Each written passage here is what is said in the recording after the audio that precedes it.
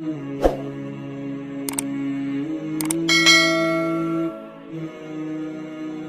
কাছে এই কথা বলাটাই কবুল হয়ে যাবে। এই জন্য এলাকার মানুষের কাছ থেকে দোয়া নেওয়া অনেক বড় ব্যাপার। কথা বলেন ঠিক কিনা? আজকে তো আমরা দোয়াকে মূল্যায়ন করি না, যে এলাকার মানুষ আমাকে যা মনে চায় তাই বলুক, আমি যেভাবে খুশি সেইভাবে চলবো না। আপনি জানেন এলাকার মানুষ সম্পর্কে রাসূলের বক্তব্য কি? আল্লাহর নবী সাল্লাল্লাহু আলাইহি ওয়াসাল্লাম একটি জানাজার নামাজ অভাব করে গেলেন। সাহাবীরা তার সাথে ছিল। সাহাবীরা, হাদিসটা বুখারীতে এসেছে, সাহাবায়ে কেরাম ওই জানাজারত ব্যক্তির, মৃত ব্যক্তির প্রশংসা করলো। আল্লাহর হাবিব বললেন কদ ওয়াজাবা, ওয়াজিব হয়ে গেল। আবার চলতে চলতে আরেকটা জানাজার নামাজ অভাব করলেন। সাহাবায়ে কেরাম ওই মৃত ব্যক্তির সমালোচনা করলো। আল্লাহ রাসূল বললেন ওয়াজাবা, ওয়াজিব হয়ে গেল। উমর ফারুক রাদিয়াল্লাহু তাআলা আনহু সেই কাফেলায় ছিলেন। হযরত উমর জিজ্ঞেস করলেন মা।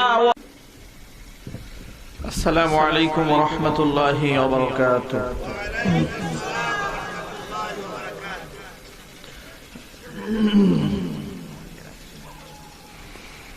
আলহামদুলিল্লাহ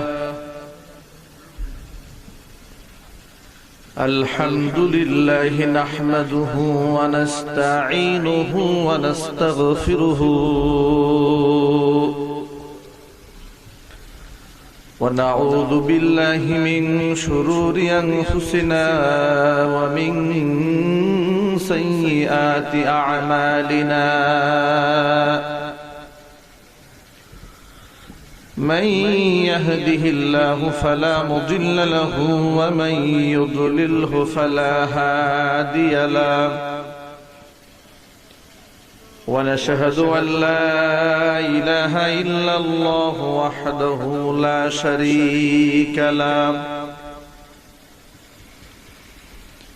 ونشهد أن سيدنا ونبينا وحبيبنا وشفيعنا ومولانا محمدا عبده ورسوله الذي أرسله بالحق بشيرا ونذيرا وداعيا إلى الله بإذنه وسراجا وقمرا منيرا فقد قال الله تعالى في كلامه المجيد وفي فرقانه الحميد أعوذ بالله من الشيطان الرجيم بسم الله الرحمن الرحيم قل إن كنتم تحبون الله فاتبعوني يحببكم الله ويغفر لكم ذنوبكم والله غفور رحيم وقال تعالى في آية أخرى لقد كان لكم في رسول الله أسوة حسنة لمن كان يرجو الله واليوم الآخر وذكر الله كثيرا وقال النبي صلى الله عليه وسلم من أحب سنتي فقد أحبني ومن أحبني كان معي في الجنة وقال عليه الصلاة والسلام المرء مع من أحب وأنت مع الذي أحببت أو كما قال عليه الصلاة والسلام وقال تعالى في شان حبيبه ومحبوبه آمرا ومخبرا إن الله وملائكته يصلون على النبي يا أيها الذين آمنوا صلوا عليه وسلموا تسليما اللهم صل على محمد وعلى آل محمد كما صليت على إبراهيم وعلى آل إبراهيم إنك حميد مجيد اللهم بارك على محمد وعلى آل محمد كما باركت على إبراهيم وعلى آل إبراهيم إنك حميد مجيد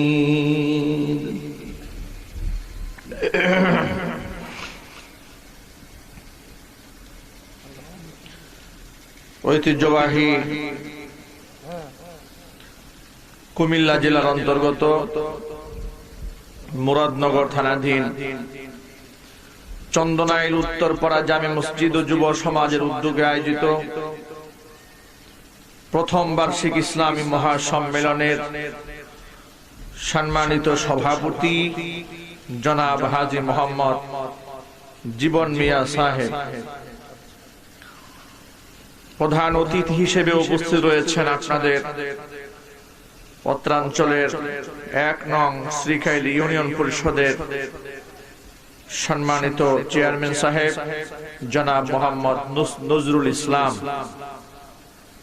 এছাড়াও আমন্ত্রিত বিশেষ অতিথিবৃন্দ, হযরত উলামায়ে কেরাম, মুরব্বিয়ানে ইযাম, অত্র এলাকা এবং পার্শ্ববর্তী এলাকার বিভিন্ন মসজিদ থেকে আগত মুহতারাম আইম্মায়ে মাসাজিদ ও খুতবায়ে মাসাজিদ, মুকাররম উলামা, বিভিন্ন মাদ্রাসা, স্কুল, কলেজ, ইউনিভার্সিটি, শিক্ষাঙ্গন থেকে আগত মুকাররম আসাতিজা, সম্মানিত শিক্ষক মণ্ডলী, আমার সামনে উপবিষ্ট আমার অতি কাছের, অতি নিকটের, অতি মহব্বতের, হৃদয়ের গহীনে যাদের স্থান, মনের মণিকুঠায় যাদের জায়গা, হীরকখণ্ড সমতুল্য চাঁদের সৌন্দর্যতাকেও হার মানিয়ে দেয়, তারুণ্যের উচ্ছ্বাস নিয়ে, যৌবনের উদ্দীপনা নিয়ে আগত ইসলাম ও মুসলমানদের চরম দুর্দিনে সিপাহ সালারের দায়িত্বভার পালনকারী খালিদ বিন ওয়ালিদ রাদিয়াল্লাহু তাআলা আনহুর উত্তরসূরি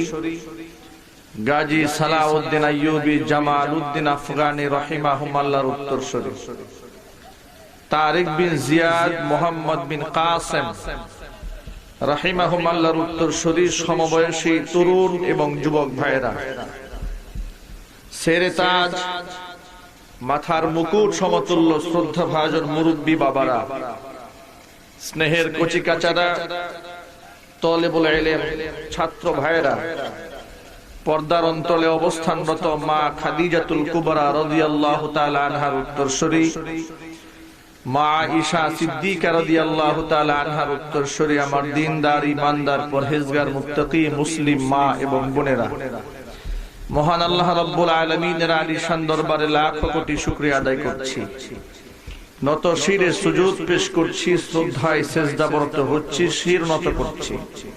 যে মহান মুনিব আমাদেরকে এই অশান্তময় পৃথিবীর অশান্ত পরিবেশ থেকে, গুনাহে ভরপুর, পাপ পঙ্কিলতায় পরিপূর্ণ অন্ধকারাচ্ছন্ন সমাজে, ঘোর আধার থেকে, অমানিসা থেকে, জুলুমাত থেকে রহমতের হাত ছানি দিয়ে লাখ কোটি মুমিন মুসলমানের মধ্য থেকে এই কনকনে শীতের ভিতরে আরামের ঘুমকে পেছনে ফেলে দিয়ে বিছানা তোষক কম্বল আরামের বিছানাকে ফেলে দিয়ে রাসূল পাক সাল্লাল্লাহু আলাইহি ওয়াসাল্লামের ভাষায় বেহেশতের বাগানের মধ্যে উলামা ইকরামের মাজলিসে কোরআন হাদিসের মাহফিলে বা ওয়াক্ত বা আজমাত বা মোহাব্বত শামিল হওয়ার তৌফিক দান করেছেন। এজন্য আপনারা খুশি না বেজার, কম না বেশি, হৃদয়ের সবটুকুন ভালোবাসা উজাড় করে আল্লাহ সুবহানাহু ওয়া তাআলার শেখানো ভাষায় শুকরিয়া আদায় করছি। জবান ছেড়ে দিয়ে সকলে একযোগে বলছি আলহামদুলিল্লাহ। রব্বানা লাকাল হামদ হামদান কাসীরা তাইয়িবান মুবারাকান ফীহি। রব্বানা লাকাল হামদু কামা ইয়ানবাগি লিজালালি ওয়াজহিকা ওয়া আযীমি সুলতানিকা। মহান আল্লাহ তাআলা আজকের এই মাহফিলকে কবুল করুন। আজকে যে মাহফিল আলোচনাগুলো হবে আল্লাহ পাক যেন আমাদের জীবন পথের পাথেয় হিসেবে কবুল করেন। কিয়ামতের মাঠে এই আলোচনাগুলো আমাদের সকলের জন্য নাজাতের জন্য আল্লাহ পাক জারিয়া হিসেবে কবুল করুন। হাদিস শরীফের মধ্যে এসেছে ফাআনজিলুন নাসা মানাজিলাহুম, প্রতিটা ব্যক্তিকে তার অবস্থান অনুযায়ী সম্মান করুন। রাসূল পাক সাল্লাল্লাহু আলাইহি ওয়াসাল্লাম আরেকটা হাদিসের মধ্যে বলেছেন, হাদিসটি তিরমিজিতে এসেছে, মান লাম ইয়ারহাম সগীরানা ওয়া লাম ইউকির কাবীরানা ফালাইসা মিন্না, যে ব্যক্তি আমার ছোটকে স্নেহ করলো না, বড়কে সম্মান দিল না, সে ব্যক্তি আমি নবীর উম্মত নয়। আজকে আপনাদের চেয়ারম্যান সাহেব একটি মাহফিলের মধ্যে অনন্য দৃষ্টান্ত কায়েম করলেন। বাহির থেকে মেহমান এসেছে, মেহমানের সম্মানে উনি মাইক ছেড়ে দিলেন। তিনি আমাকে সম্মান দিয়ে মাইক ছেড়ে দিয়েছেন। আমি আল্লাহর কাছে দোয়া করি আল্লাহ পাক যেন তার সম্মানকে আরো অনেক গুণে বাড়িয়ে দেন। অনেক জায়গাতে তো এরকম দেখা যায়, মেহমান চলে এসেছে আর অতিথিরা বক্তব্য দিয়েই যাচ্ছে, বক্তাকে ঘন্টার পর ঘন্টা স্টেজে বসিয়েই রাখে, এমনও অনেক জায়গায় দেখা যায়, ঠিক কিনা? চেয়ারম্যান সাহেব তার সম্পূর্ণ ভিন্ন কাজটি করলেন, তিনি আলেমকে কথা বলার সুযোগ করে দিলেন। আমরাও তার জন্য দোয়া করি আল্লাহ সুবহানাহু ওয়া তাআলা তার মাকামকে, তার দারাজাতকে, তার সম্মানকে আল্লাহ পাক আরো বুলন্দ করে দেন। কোরআন ও সুন্নাহর প্রচার এবং প্রসারের ক্ষেত্রে ভূমিকা রাখার তৌফিক দান করুন। মাইক ম্যানকে বলছি যে ভিতরের সাউন্ড আমার কানে আসতেছে না, আওয়াজ সব বাহিরে চলে যাচ্ছে, কিন্তু আমি কি আওয়াজ পাচ্ছি না। বাহিরে প্রচুর আওয়াজ, কিন্তু ভিতরে সেটিংটা হয় না। কথাগুলো ভাষা মানে উড়ে যাচ্ছে সব কথা, এক্সাক্ট আওয়াজ পাওয়া যাচ্ছে না এখানে। আপনি প্যান্ডেলের ভিতরে দিয়ে কোনো মাইক দেন নাই,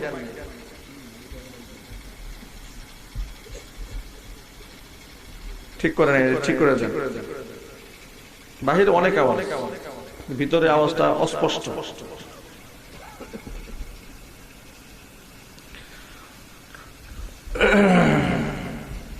গতকালকে প্রোগ্রাম করলাম বাংলাদেশে উত্তরবঙ্গের একদম শেষ প্রান্তে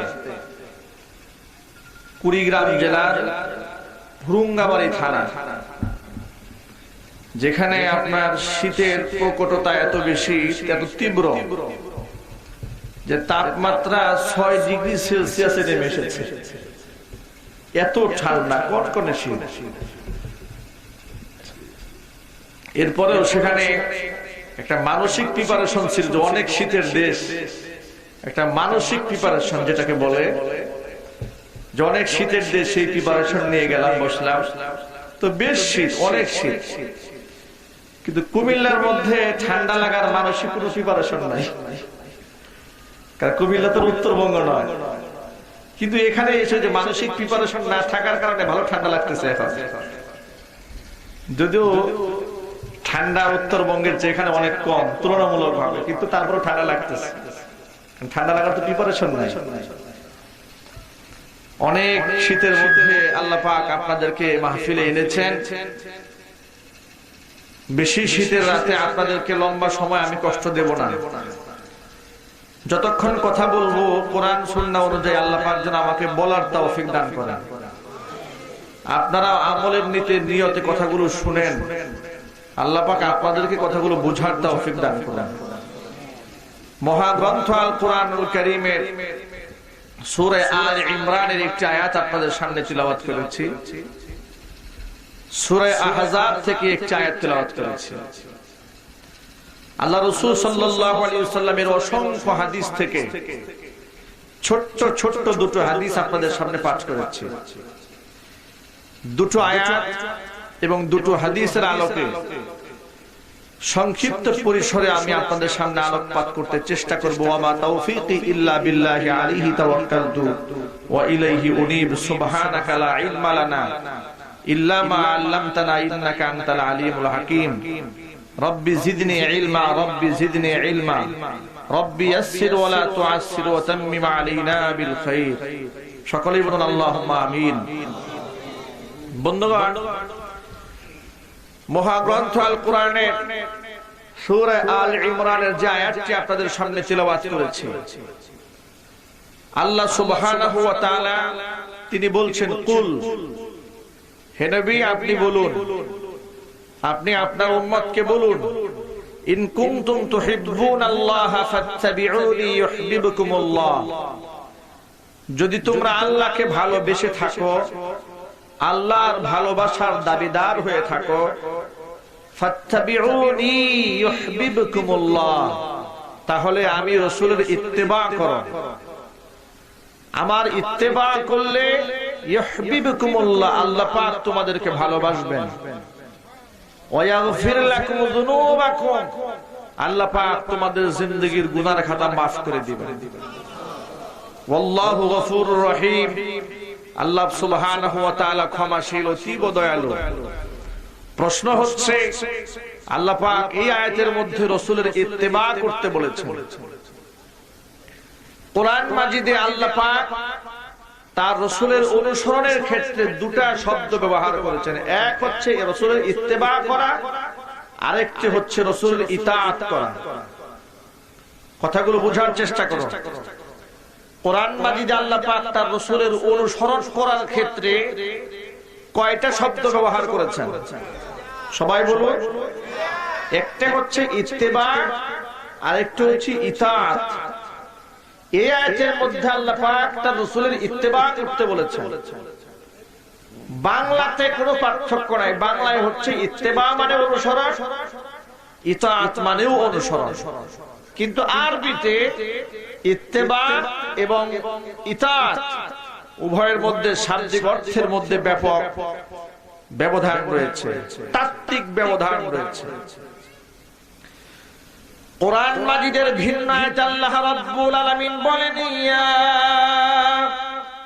আইয়ুহাল্লাযীনা আমানু আতিউল্লাহ ওয়া আতিউর রাসূল, হে ঈমানদারগণ আমি আল্লাহ এবং আমার রাসূলের ইতাআত করো। এই আয়াতের মধ্যে আল্লাহ পাক তার এবং তার রাসূলের ইতাআত করতে বলেছেন।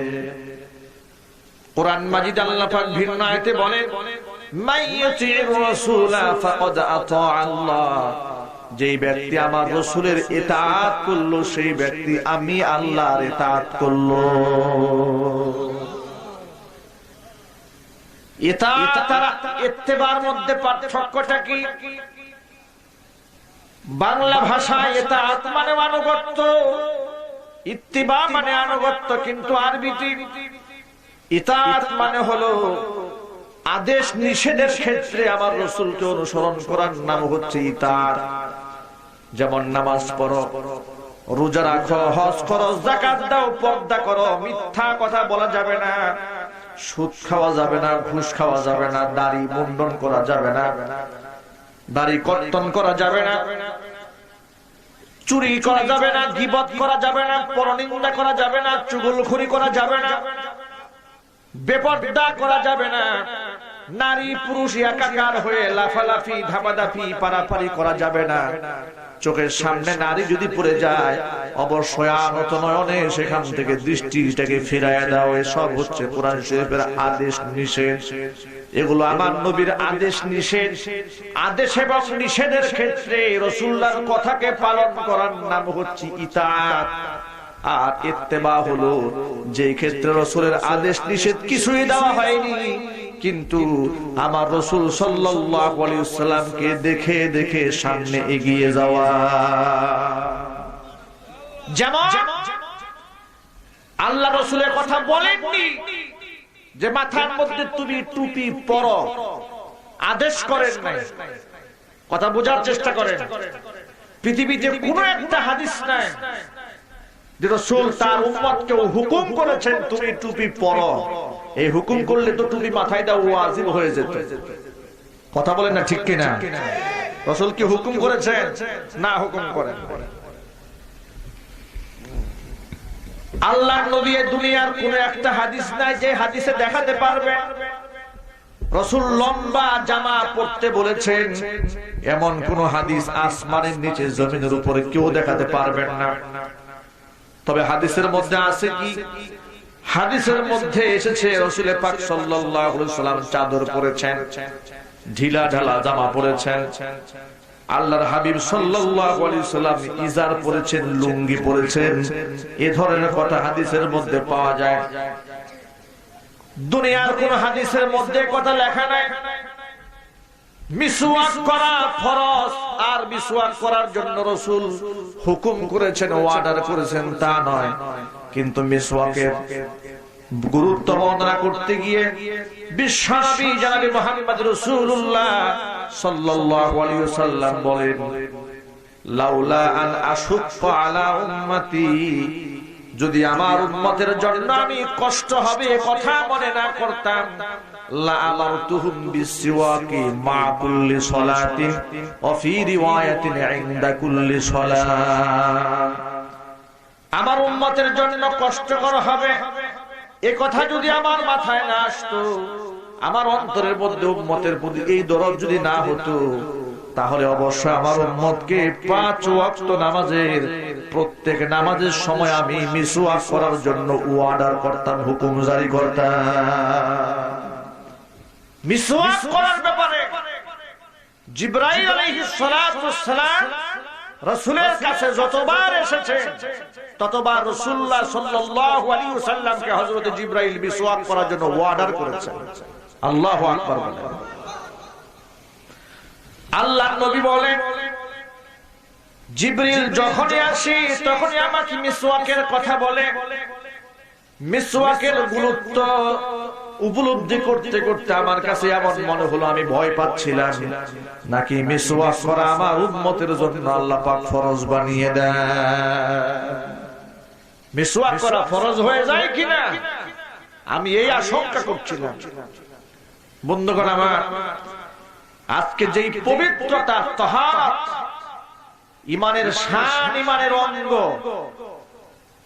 যে পবিত্রতাকে ইমানের অঙ্গ বানানো হয়েছে, ইমানের সাথে ওতপ্রোতভাবে জড়িত করা হয়েছে এই পবিত্রতাকে। আল্লাহর নবী বলেন, আত-তুহুরু শাতরুল ঈমান, পবিত্রতা হলো ইমানের অঙ্গ। বিশ্বনবী সাল্লাল্লাহু আলাইহি ওয়াসাল্লামের একটা হাদিসের মধ্যে বলেন, লা তুকবালু সালাতুন বিগাইরি তুহুরিন ওয়ালা সাদাকাতুন বিগুলুল, পবিত্রতা ছাড়া নামাজ যেমন কবুল হয় না, পবিত্রতা ছাড়া নামাজ কবুল হয় না, অনুরূপ ভাবে হারাম টাকার দান সদকা আল্লাহর দরবারে কবুল হয় না। কোন ব্যক্তি যদি সুদের টাকা দিয়া 10 তলা ফাউন্ডেশন দিয়ে মসজিদ বানায়, 4 পয়সার ফায়দা হয়। কথা বলেন ঠিক কিনা? কোন ব্যক্তি যদি এক মসজিদের যায় না বা চুরি করে আরেক মসজিদে গিয়ে দান করে, কি পরিমাণ সওয়াব হবে? মুরাদনগর মসজিদ থেকে মসজিদের দেয়াল ঘুরি চুরি করে কুমিল্লা সদর দক্ষিণ জামে মসজিদে গিয়ে দান করলো, কি পরিমাণ সওয়াব হবে?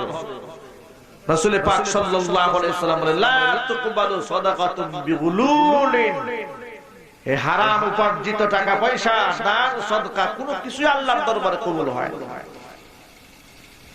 অনুরূপভাবে নামাজ, পবিত্রতা ছাড়া নামাজ কবুল হয় না। আর নামাজ যদি না থাকে মুসলমানের পরিচয় থাকে না। কথা বলুন ঠিক কিনা?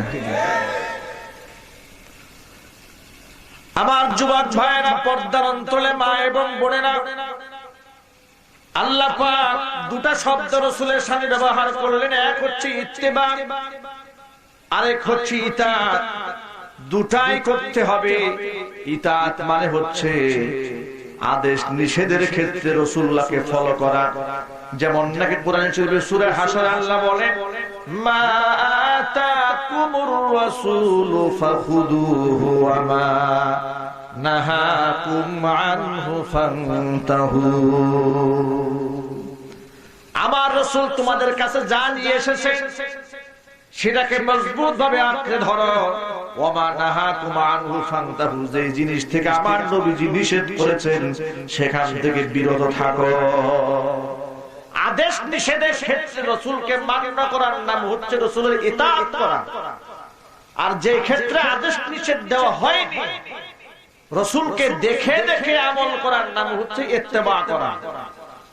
যেমন রাসূল মাথার মধ্যে টুপি দিতে বলেননি, কিন্তু রাসূল মাথায় টুপি পরেছেন। ঠিক কি না?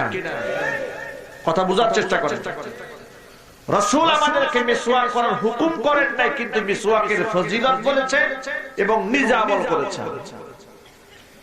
আল্লাহর নবী সাল্লাল্লাহু আলাইহি ওয়াসাল্লাম মসজিদের মধ্যে যখন ঢুকেছেন, ডান পা দিয়ে ঢুকেছেন, বাম পা দিয়ে বের হয়েছেন। বাথরুমের মধ্যে যখন ঢুকেছেন, বাম পা আগে ঢুকিয়েছেন, ডান পা পরে ঢুকিয়েছেন।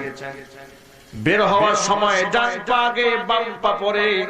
এভাবে রাসূল পাক সাল্লাল্লাহু আলাইহি ওয়াসাল্লাম আমল করেছেন। আল্লাহর নবী আমাদেরকে ডাইনিং টেবিলে খাওয়া হারাম করেন নাই, নিষেধ করেননি। ডাইনিং টেবিলে খাওয়া যাবে না এমন কথা রাসূলুল্লাহ বলেননি। কিন্তু নবী করিম সাল্লাল্লাহু আলাইহি ওয়াসাল্লাম কখনো উঁচা জায়গায় বসে খাবার খাননি, নিচু জায়গায় বসে একান্ত অনুগত গোলামের মতো খাবার খেতেন, চেটে পুটে খাবার খেতেন। কোন একটা দানা যদি দস্তরখানের মধ্যে পড়ে যেত, নবী করিম সাল্লাল্লাহু আলাইহি ওয়াসাল্লাম সেই দানাটা উঠায়া নিতেন। হুজুর বলেছেন তুমি তোমার পেটটা চেটে খাও, কারণ খাবারের কোন জায়গার মধ্যে বরকত রয়েছে সেটা তোমার জানা নাই। সুবহানাল্লাহ পড়েন। তাহলে আমি রাসূলকে দেখে দেখে আমল করি। হুজুর আমাকে যেভাবে, হুজুর কিভাবে আমল করেছেন আমি সেইভাবে আমল করি। নবী করিম সাল্লাল্লাহু আলাইহি ওয়াসাল্লাম জীবনে কখনো টাকনুর নিচে প্যান্ট, টাকনুর নিচে জামা, লুঙ্গি, ইজার পরেননি। শুধু পরেননি তা নয়, নিষেধ করেছেন। এই ক্ষেত্রে রাসূলুল্লাহকে ফলো করা হচ্ছে ইতাআত। ঠিক কিনা? ইতাআত, আনুগত্য। যদি আমি আমার রাসূলকে দেখে দেখে আমল করি, আমার একটা জিনিস বুঝে আসে না। ইদানিং দেখা যায় বলা হয় দস্তরখানায় বসে খাবার খাওয়া সুন্নাত।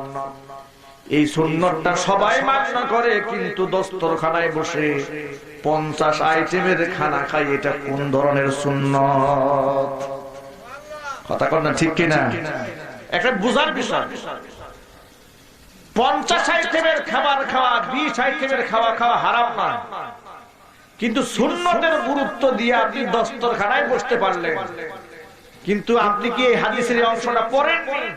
আল্লাহর নবী হরেক আইটেমের খাবার কখনো খাননি, তৃপ্তি ভরে পেট পূর্তি করে খাবার খাননি। এটাকে আপনি পড়েননি? মা আয়েশা রাদিয়াল্লাহু তাআলা আনহা বলেন, রাসূল পাক সাল্লাল্লাহু আলাইহি ওয়াসাল্লামের ইন্তেকালের পরে এই উম্মতের মধ্যে সর্বপ্রথম বিদআত যেটা শুরু হয়েছে, সেই বিদআত হচ্ছে পেট ভরে খাবার খাওয়া। সুবহানাল্লাহ বলেন। এটা কে বলেছেন? মা আয়েশা সিদ্দিকা রাদিয়াল্লাহু তাআলা। একটু খাইলেই পরের দিন ডায়রিয়া শুরু হয়ে যায়। জোরে বলেন ঠিক কিনা? আচ্ছা, বেশি খাইলে কি মানুষ বেশি যেতে? যদি বলুন বেশি খাইলে মানুষ বেশি যেতে, না বেশি ঠকে? বেশি ঠকে। বাজেট এক সময় শেষ হয়ে যায়, খেতে খেতে ডায়াবেটিস বানিয়ে ফেলেছে। ঢাকাতে এক শিল্পপতি মাদ্রাসার ছাত্রদেরকে দাওয়াত দিলেন, দাওয়াতি অনুষ্ঠানে হুজুররা সেখানে গেলেন, ছোট্ট ছোট্ট তালিব ইলমদেরকে সাথে নিয়ে যাওয়ার পরে সেখানে অনেক আইটেমের খাবার হুজুরদেরকে দিয়েছে।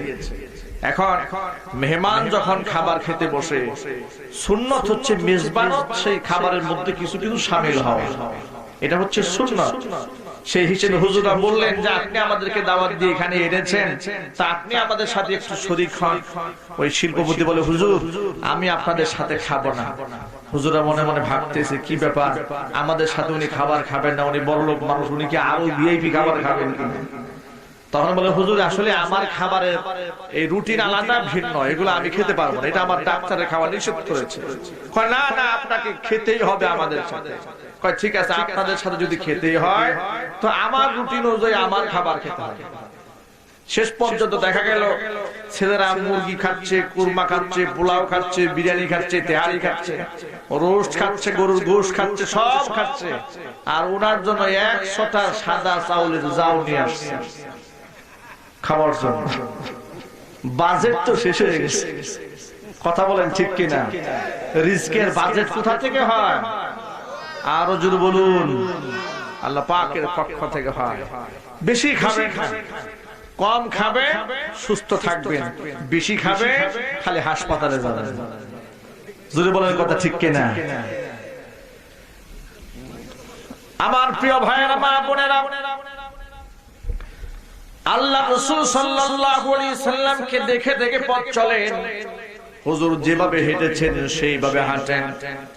নবী করিম সাল্লাল্লাহু আলাইহি সাল্লাম যেভাবে হেসেছেন আপনি সেইভাবে হাসেন। রাসূল মানুষের সাথে যেমন মুআশারাত করেছেন আপনিও সেইভাবে মুআশারাত করেন। দেখা গেল মানুষ নামাজও পড়লো, রোজাও রাখলো, হজ করলো, যাকাত দিল, কিন্তু আচার ব্যবহার আমার নবীর সাথে মিলল না। আমার নবীর সাথে যদি আচার ব্যবহার মুআশারাত না মেলে, মনে রাখতে হবে কিয়ামতের মাঠে নবীজির সাথে জান্নাতে যাওয়া যাবে না।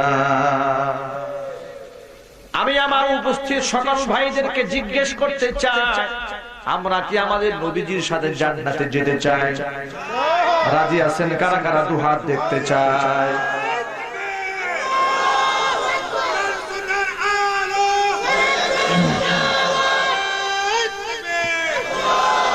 আল্লাহ পাক যেন কবুল করেন, জোরে বলেন আমিন।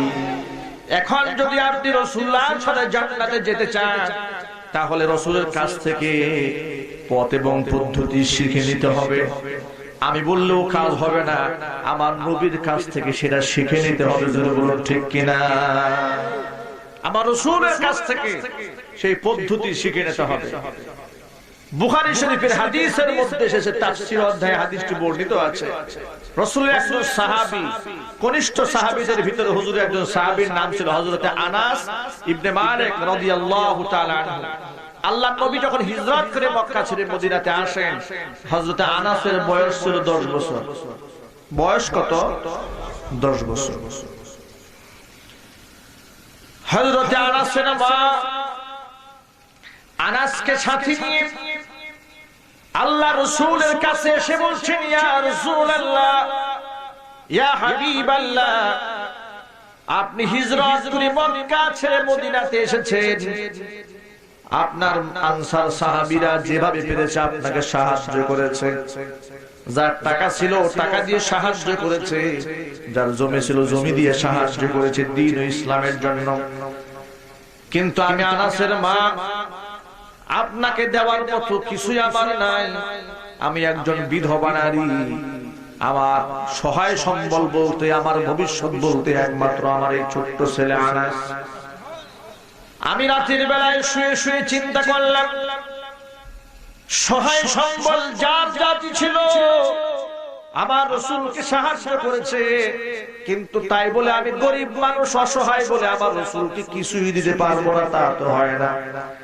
আমি চিন্তা ভাবনা করে দেখলাম আমার একমাত্র ভবিষ্যৎ আনাস ছাড়া যেহেতু কেউ নাই, নবীজি আমার আনাসকে আপনার খেদমতের জন্য আমি কুরবান করে দিলাম। আল্লাহর নবী হযরত আনাসকে গ্রহণ করলেন। ভাগ্য কত ভালো, কত ভালো রাজ কপাল হলে, কত উন্নত কপাল হলে নবীজির ওযুর পানি এগিয়ে দিয়েছে হযরত আনাস, হুজুরের জুতাটা সোজা করে দিয়েছে হযরত আনাস, রাসূল পাক সাল্লাল্লাহু আলাইহি ওয়াসাল্লামের পারিবারিক খবর নিয়েছে হযরত আনাস। হযরত আনাস বলেন 10টি বছর আল্লাহর নবীর খেদমত করেছি, জিন্দেগিতে আমার নবী কোনদিন আমারে বলেন নাই আনাস কেন এই কাজটা করেছো, কেন তুমি এই কাজটা করো নাই, এমন কেন শব্দ আমার নবীজির মুখে আমি 10 বছর একবারের জন্য শুনি নাই। আল্লাহু আকবার বলেন। ভাইরা আমার, আজকে আমার আপনার খাদেম জানে আমার আসল চরিত্রটা কেমন। কথা বলেন ঠিক কিনা? আমার বাড়ির চাকর যদি কেউ থাকে, কাজের বুয়া থাকে, আমার চরিত্র সে জানে। কত নিকৃষ্ট চরিত্র মুসলমানের হয়। অনেক সময় পত্র পত্রিকার মধ্যে দেখা যায়, মিডিয়াতে আছে, সাংবাদিকরা তুলে ধরেন কাজের মেয়েকে মারতে মারতে বিকলাঙ্গ পর্যন্ত বানায় ফেলেছে। কাজের মেয়ে গরিব মানুষ, সাপল খন্তা, লোহার খন্তা গরম করে দেহের মধ্যে, শরীরের মধ্যে তাপ দিয়েছে, দাগ দিয়ে দিয়েছে, মারতে মারতে পিঠের ছাল চামড়া পর্যন্ত উঠায় নিয়েছে। মুসলমানের সন্তানেরা, মুসলমানেরা কেমন মুসলমান আপনি একজন গরিবের সাথে আপনি আচরণ করেন, অনুরূপ ভাবে দেখবেন গাড়ির ড্রাইভার জানে গাড়ির মালিকের আসল চরিত্রটা কেমন, বাড়ির দারোয়ান জানে বাড়িওয়ালার চরিত্রটা কেমন, প্রতিবেশী জানে প্রতিবেশীর চরিত্রটা কেমন। কথা বলেন ঠিক কিনা? স্ত্রী ভালো করে জানে স্বামীর চরিত্রটা কেমন। এই জন্য আল্লাহ রাসূল বলেন শুধুমাত্র বাহিরে গিয়া সালাম সালাম পাবেন চলবে না। হুজুর বলেন আমি আমার স্ত্রীদের কাছে শ্রেষ্ঠ স্বামী, অতএব যারা তোমরা স্বামী যারা আছো, স্ত্রী যদি তোমাদের প্রশংসা করেন, স্ত্রীদের কাছে যদি ভালো হতে পারো, এটাই হলো আসল ভালো, অন্যের ভালো বলা আসল ভালো নয়। অনুরূপ ভাবে নবীজি বলেন প্রতিবেশী যদি তোমাকে ভালো বলে, বুঝতে হবে আসল ভালো।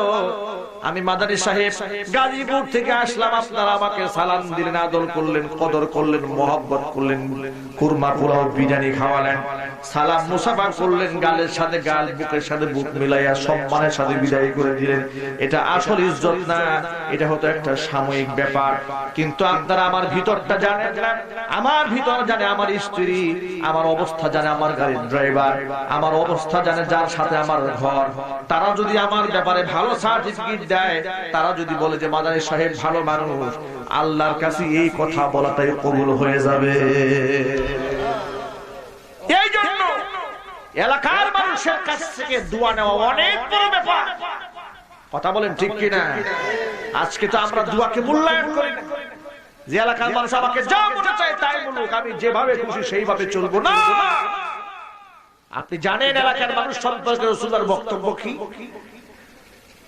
আল্লাহর নবী সাল্লাল্লাহু আলাইহি ওয়াসাল্লাম একটি জানাজার নামাজ অভাব করে গেলেন, সাহাবীরা তার সাথে ছিল। সাহাবীরা, হাদিসটা বুখারীতে এসেছে, সাহাবায়ে কেরাম ওই জানাজারত ব্যক্তির, মৃত ব্যক্তির প্রশংসা করলো। আল্লাহর হাবিব বললেন কদ ওয়াজাবা, ওয়াজিব হয়ে গেল। আবার চলতে চলতে আরেকটা জানাজার নামাজ অভাব করলেন। সাহাবায়ে কেরাম ওই মৃত ব্যক্তির সমালোচনা করলো। আল্লাহ রাসূল বললেন ওয়াজাবা, ওয়াজিব হয়ে গেল। উমর ফারুক রাদিয়াল্লাহু তাআলা আনহু সেই কাফেলায় ছিলেন। হযরত উমর জিজ্ঞেস করলেন মা ওয়াজাবাত ইয়া রাসূলুল্লাহ, নবীজি আপনি প্রথম জানাজা ওভার করার সময় আমরা প্রশংসা করলাম, আপনি বললেন ওয়াজাবাত, ওয়াজিব হয়ে গেল। আবার দ্বিতীয় জানাজা ওভার করার সময় আমরা ওই লোকটার খারাপ কথা বললাম, আপনি বললেন ওয়াজাবাত, ওয়াজিব হয়ে গেল। কি ওয়াজিব হয়ে গেল?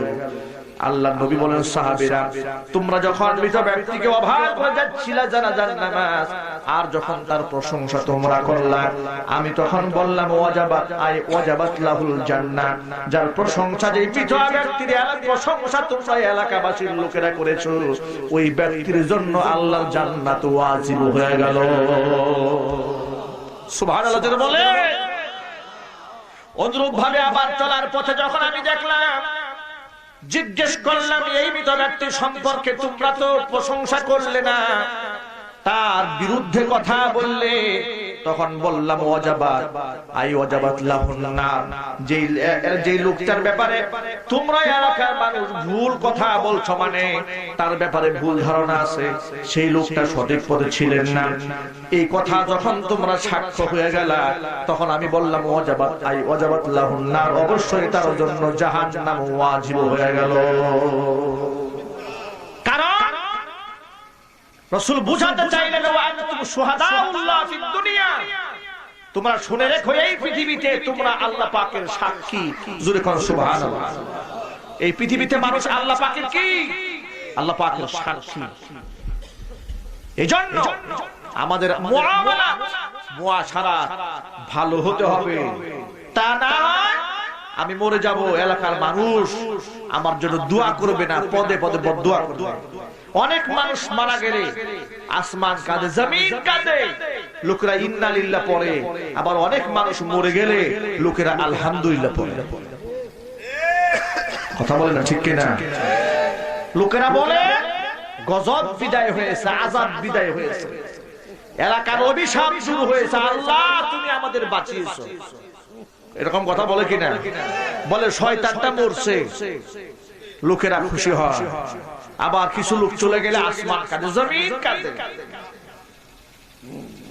একটা কথা মনে রাখেন আসমান কেন কাঁদে তার কারণটা কি তার কারণ হলো প্রত্যেকটা ব্যক্তির জন্য আসমানের মধ্যে দুটা দরজা থাকে সুবহানাল্লাহ কয়টি দরজা দুটি দরজা থাকি একটি দরজা দিয়া আল্লাহ পাকের রহমত তার জন্য আসে আরেকটি দরজা দিয়া ওই ব্যক্তির আমল নামাগুলো আল্লাহ সুবহানাহু ওয়া তাআলার কাছে উত্থিত হয়ে যায় মানুষ যখন মরে যায় সেই দরজা বন্ধ হয়ে যায় চিরতরে দরজা যখন বন্ধ হয়ে গেল আসমান কান্নায় ভেঙে পড়ে আহারে অমুক ব্যক্তি অমুকের পুত্র অমুকের আমল নামা আর আমাকে ভায়া হয়ে আসমানে উঠবে না একটা কথা মনে রাখেন প্রতিদিন আমল নামা আকাশে উঠানো হয় না সপ্তাহে 2 দিন আবার আপনার আমল নামা আসমানে পেশ করা হয় সপ্তাহে কয় দিন সপ্তাহে 2 দিন এই কথা যেন মনে থাকে সব ওয়াজ তো আপনারা ভুলে যান সপ্তাহে 2 দিন একদিন হলো সোমবার আরেক দিন হলো বৃহস্পতিবার এই 2 দিন বান্দার আমলনামা বান্দির আমলনামা আল্লাহর কাছে পেশ করা হয় বিশ্বনবী রহমতের নবী মায়ার নবী দয়ার নবী সপ্তাহে 2 দিন তিনি রোজা রাখতেন একটা হলো সোমবার দিন আর একটা হলো বৃহস্পতিবার দিন নবীজি রোজা রাখতেন মুসলিম শরীফের হাদিসের মধ্যে এসেছে সাহাবায়ে কেরাম জিজ্ঞেস করলেন নবীজি আপনি সোমবার দিন রোজা রাখেন কেন হুজুর জবাব দিলেন একটা বর্ণনার মধ্যে এসেছে রাসূল পাক সাল্লাল্লাহু আলাইহি ওয়াসাল্লাম হুয়া ইয়াউমুন এই সোমবার দিন হচ্ছে এমন একটা দিন বুইস্তু ফীহি যেদিন আল্লাহ পাক আমাকে দুনিয়াতে পাঠিয়েছেন সুবহানাল্লাহ বলতে ইচ্ছে করলো না আরেকটি কারণ হচ্ছে ওয়া উনজিলা আলাইয়া ফীহি এই দিনে আমার উপর কোরআন নাযিল করা হয়েছে রাসূল সোমবারে দুনিয়াতে এসেছে এবং কোরআন শরীফ নাযিল হয়েছে রাসূলের উপর সোমবার এই শুকরিয়া আদায় করে আল্লাহর হাবিব সারা বছর সোমবার দিন রোজা রাখতেন সুবহানাল্লাহ আবার বৃহস্পতিবারে রাসূল রোজা রাখতেন আরেকটা হাদিসের বর্ণনার মধ্যে পাওয়া যায় তুরাদুল আমওয়াল তুরাদু আমওয়ালুন নাস মানুষের আমলনামা আল্লাহর কাছে উত্থিত হয় ইয়াউমাল ইসনাইনি ওয়া ইয়াউমাল খামিস প্রত্যেক সোমবার আর বৃহস্পতিবার বান্দার আমলনামা আল্লাহর কাছে পেশ করা হয়। আমি সোমবার আর বৃহস্পতিবারে এই আশা নিয়ে রোজা রাখি, ফাউহিব্বু আইয়ুরফা আমালি ওয়া আনা সাইমুন, যে আমার আমলনামা আল্লাহর কাছে এমন অবস্থায় পেশ করা হবে। সাহাবায়ে কিরাম রাদিয়াল্লাহু তাআলা আনহুম আজমাইন তাদেরকে নবীজি শিক্ষা দিয়ে বলেন, আমি চাই, আমি ভালোবাসি, পছন্দ করি আমার আমলনামা আল্লাহর কাছে এমন অবস্থায় পেশ করা হোক ওয়া আনা সাইমুন, যে জমিনের মধ্যে আমি রোজা রেখেছিলাম। কারণ রোজার অত্যন্ত ফজিলত। রোজা মানুষকে দেখানোর জন্য মানুষ করতে পারে না। রোজা একমাত্র কার জন্য রাখে জন্য বলে, একমাত্র আল্লাহ পাকের জন্য। এই জন্য আপনারা প্রত্যেক সোমবার বৃহস্পতিবারে রোজা রাখার চেষ্টা করবেন ইনশাআল্লাহ। যদি নাও পারেন অন্তত পক্ষে প্রত্যেক চন্দ্র মাসের 13, 14, 15 এই 3 দিন আপনারা রোজা রাখার চেষ্টা করুন। আল্লাহ পাক যেন আমি সহ আমার সকল ভাইদেরকে, মা বোনদেরকে আল্লাহ আমল করার তৌফিক দান করেন। রোজার অনেক সওয়াব রয়েছে।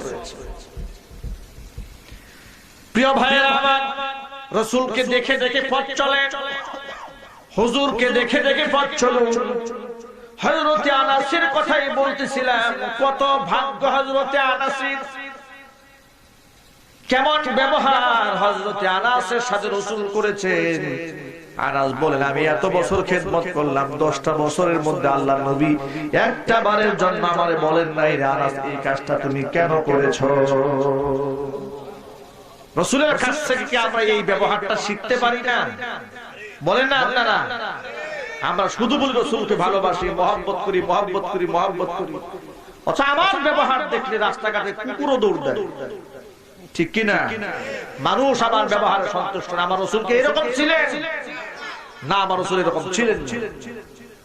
কোরআন শরীফ আল্লাহ পাক রাসূলের প্রশংসা করে বলে, লাউ কুনতা ফাজ্জান গালিজাল কলবি লান ফাদ্দু মিন হাওলিক। হে রাসূল, আপনার আচার ব্যবহার, আপনার কথাবার্তা, আপনার ভাষাকে এত বিনম্র করে দিয়েছিলাম, যদি আপনার ভাষা কর্কশ হতো, মেজাজ খারাপ থাকতো, তাহলে এই সমস্ত সাহাবায়ে কেরাম আপনার পাশে ঘেঁষতে পারত না, সব আপনাকে দেখে ভয়ে পালিয়ে যেত। কথা বলেন ঠিক কিনা? কিন্তু রাসূল পাক সাল্লাল্লাহু আলাইহি ওয়াসাল্লামের ব্যবহারে সাহাবায়ে কেরাম, শিশু বাচ্চারা পর্যন্ত মুগ্ধ হয়ে গেছে। একটা কথা মনে রাখেন সবাই, শিশু বাচ্চারা যখন খেলনায় মগ্ন হয়ে যায়, দুনিয়ার বাবা মা গার্জিয়ান কেউ তাকে সেই খেলা থেকে ফিরিয়ে আনতে পারে না। আবার শিশু বাচ্চারা বড়দের সাথে খেলাও করে না। শিশু বাচ্চারা ছোট বাচ্চা পেলে খেলনা করতে বড় মজা পায়। কথা বলেন ঠিক কিনা? কারণ মেজাজের সাথে মেজাজ বনে যায়, তবিয়তের সাথে তবিয়ত লেগে যায়। 80 বছরের বুড়ার সাথে 20 বছরের যুবকের মহব্বত হয় না, ভালোবাসা হয় না। দেখবেন দুই বুড়া চায়ের দোকানে বসে পান চিবায় আর চা খায় আর মজার মজার আলাপ করে, ঠিক কিনা? ঠিক কিনা? লাঠি ভর করে ঠুকরাতে ঠুকরাতে দুইজন একসাথে যাচ্ছে, কি খাতির, কি মহব্বত। কিন্তু জুয়ানের সাথে বুড়া মহব্বত হয় না। ট্রেনে উঠেছে, বাসে উঠেছে, মনে করেন বুড়ার সাথে সিট করছে, আর পাশে একটা যুবক বসে বসে মোবাইল টিপতেছে, ফেসবুক দেখতেছে। এমন বিপদে পড়েছে, এখন কিছুক্ষণ পরে পরে বুড়া মিয়া কাশি দেয়, যুবকের তোর কাশি সহ্য হয়। যুবক যখন ওই আরেকটা যুবককে দেখেছে, ওখানে আরেক বুড়া গিয়ে পড়ছে। এই যুবকেও বিপদে আছে, ওই যুবকেও বিপদে আছে, এই বুড়াও বিপদে আছে, ওই বুড়াও বিপদে আছে। কথা বলেন ঠিক কিনা? কারণ এর মনে চায় একটু গান শুনতে, বুড়ার তো গান শুনতে মনে চায় না। ও যখন ফেসবুক চালায়, বুড়ার মেজাজ খারাপ, যেটা কোনো কাজ হয়ে না, এই তুমি সারাদিন কে মোবাইল চলো, বুড়ার মেজাজ মানে তবিয়তের মিল নাই, তো ভারসাম্য আসতেছে না। এই জন্য বয়সের একটা মেজাজ আছে, একটা তারতম্য আছে, ঠিক কিনা? একটা খুশির সংবাদ বলি আপনাদেরকে। খুশির সংবাদটা হচ্ছে, বয়স যখন বেশি হয়ে যায় মানুষের মেজাজ খিটখিটে হয়ে যায়, ঠিক কিনা? কারণ মানসিক অবস্থা ভালো থাকার কথাও নয়, কারণ শরীরটা সবসময় ভালো লাগে না। অনেক সময় প্রেসার বেশি থাকে, অনেক সময় কম থাকে, শরীর দুর্বলতা থাকে, অনেক সময় আপনার বুড়া মানুষ হিসেবে ঘরের পরিবারের সদস্যরা তার সাথে ভালো ব্যবহার করে না, নানাবিধ কারণে মেজাজ গরম হয়ে থাকে। কথা কোন ঠিক কিনা? নানাবিধ কারণে, এটা অনেক কারণে। এই জীবনে আল্লাহ যদি আমাকে বাঁচায় রাখেন, হয়তো এই মেজাজ আমারও আসতে পারে, এই মেজাজ আপনারও আসবে, বুড়া যারা হবে সবার। এই জন্য আল্লাহ সুবহানাহু ওয়া তাআলা মানুষকে যখন জান্নাতের মধ্যে ঢুকাবে, তখন প্রত্যেকটা মানুষকে 30 থেকে 33 বছরের যুবক বানিয়ে ঢুকাবেন। আর জোরে কোন সুবহানাল্লাহ, যাতে করে বেহেশতের পরিবেশ মেজাজ দিয়ে নষ্ট না করে। এত সুন্দর করে আল্লাহ পাক বেহেশতটাকে সাজিয়েছে, নাচ দিয়া মধ্যে ভরা। এখন বুড়া মানুষ বেহেশতে কিন্তু পান খায় বেহেশত নষ্ট করে ফেলে। কথা কোন ঠিক কিনা? আল্লাহ পাক বলেন আমি এত সুন্দর বেহেশত বানাইছি পান খাওয়ার জন্য না। আল্লাহু আকবার। আর যুবক আল্লাহু আকবার। কি সুন্দর করে আল্লাহ পাক বেহেশতকে সাজিয়েছেন। যুবকের সাথে যুবকের তবিয়ত মিলে, বুড়ার সাথে বুড়ার তবিয়ত মিলে। বুড়া বয়সে এত স্বাদ আল্লাহ ভালো লাগে না, হাসি রসিকতা মজাক এত মজা লাগে না। যৌবন কালে অনেক কিছুই মজা লাগে, যেহেতু জান্নাত হচ্ছে মজা করার জায়গা, আনন্দ করার জায়গা, উৎফুল্লতা আনার জায়গা। জান্নাতে কোনদিন মানুষ ঘুমাবে না। সুবহানাল্লাহ। এই যে মানুষ রাতের বেলায় ঘুমায়, জান্নাতে রাত বলতে কিছু থাকবে না, শুধুই দিন। এখন প্রশ্ন হলো যদি না ঘুমায় তাহলে শরীরে কি 12টা বাজবে না? 12টা বাজে তো দুনিয়াতে শরীর ক্লান্ত হয় কাজ করতে করতে, রাতের বেলায় ঘুমালে আবার নতুন করে এনার্জি পাওয়া যায়। জান্নাতে আল্লাহ পাক এমন যৌবন গায়ে দিবেন, এমন শক্তি আল্লাহ পাক গায়ে দিবেন, ঘুমালে তো স্বাদ নষ্ট হয়ে যাবে। এই জন্য ঘুম চোখ থেকে উঠায় দিবেন, দুর্বলতা গা থেকে বের করে দিবেন, এমন শক্তি আল্লাহ পাক দান করবেন যার মধ্যে দুর্বলতা কোনোদিন আসবে না। যুবক ভাইরা কি সেই জান্নাতে যেতে চায়? বুড়া চাচারা কি যেতে চায়? আরেকটা মজার কথা বলবো, এই যে সমস্ত যুবকেরা মুখের মধ্যে দাড়ি রাখেন না, আজকে থেকে ইনশাআল্লাহ দাড়ি রাখবেন। এর একটা কারণ আছে, লজিক আছে, বলতেছি আমি। কারণ হচ্ছে এই দুনিয়াতে যেই নিয়ামত মানুষ কুরবানির সাথে পালন করবে, যেমন এই পৃথিবীতে আমাদের জন্য পুরুষের জন্য স্বর্ণ অলংকার ব্যবহার করা হালাল না হারাম? আরো জোরে বলেন হারাম। কিন্তু এরপরে সাথে সাথে রেশমের কাপড় পরা হারাম, স্বর্ণ অলংকার ব্যবহার করা হারাম। বেহেশতের ভিতরে আল্লাহ সুবহানাহু ওয়া তাআলা জান্নাতীদেরকে অলংকার পরাবেন। যারা দাড়ি রেখেছেন জমিনে, এই কুরবানি করেছেন বেহেশতের ভিতরে, পুরুষে শুধুমাত্র মাথার চুল, এরপরে চোখের ভ্রু, এগুলো ছাড়া শরীরে সারা শরীরে অতিরিক্ত কোনো লোম থাকবে না, মেদ থাকবে না, চর্বি থাকবে না, ভুঁড়ি থাকবে না। এই দেহটা, বডিটা এত সুন্দর হবে, হাদিস শরীফের মধ্যে এসেছে কমপক্ষে 9 ফিট লম্বা হবে দেহটা। চেহারাটা এত সুন্দর করে আল্লাহ পাক সাজাবে। বেহেশতের রমণীর ব্যাপারে বুখারী শরীফের একটি riwayat-এর মধ্যে এসেছে, আল্লাহর নবী বলেন, কোন একজন জান্নাতি রমণী যদি এই দুনিয়ার মাটিতে একটা বার যদি উকি দিত, তাহলে তার চেহারার সৌন্দর্যতার কারণে মাশরিক থেকে মাগরিব, শিমাল থেকে জুনুব, পূর্ব থেকে পশ্চিম, উত্তর থেকে দক্ষিণ, তামাম দুনিয়া ওই সুন্দরী নারীর চেহারায় আলোয় আলোকিত হয়ে যেত। শুধু তাই নয়, শুধু তাই নয়, আকাশে সূর্য যখন উঠে, সূর্য ওঠার পরে যেমন তারকাগুলো বিলীন হয়ে যায়, জান্নাতি রমণী দুনিয়ার দিকে যদি উকি মারতেন, তাহলে রমণীর চেহারার কারণে এই সূর্যের আলো পর্যন্ত নিষ্প্রভ হয়ে যেত। আমার বন্ধুগণ, আল্লাহ রাব্বুল আলামিন যেন সেই জান্নাতের মেহমান হিসেবে আমাদের কবুল করেন। জোরে বলেন আমিন। যে কথা বলার চেষ্টা করতেছিলাম, শিশু বাচ্চারা বড়দের সাথে খেলতে চায় না, এমনকি বাচ্চারা যখন খেলার মধ্যে মগ্ন হয়ে যায়, বাপ মাও সেখান থেকে সরাইতে পারে না, ঠিক কিনা? কিন্তু বিশ্বনবী আসমান জমিনে সর্বশ্রেষ্ঠ মাখলুক, আল্লাহর সবচাইতে নিকটবর্তী নবী। এত সম্মান আল্লাহ পাক তার রাসূলকে দান করেছেন। আসমান জমিনে আমার নবীর চাইতে সম্মানিত কোন ফেরেশতাকে আল্লাহ বানান নাই। চিৎকার দিয়ে বলেন সুবহানাল্লাহ।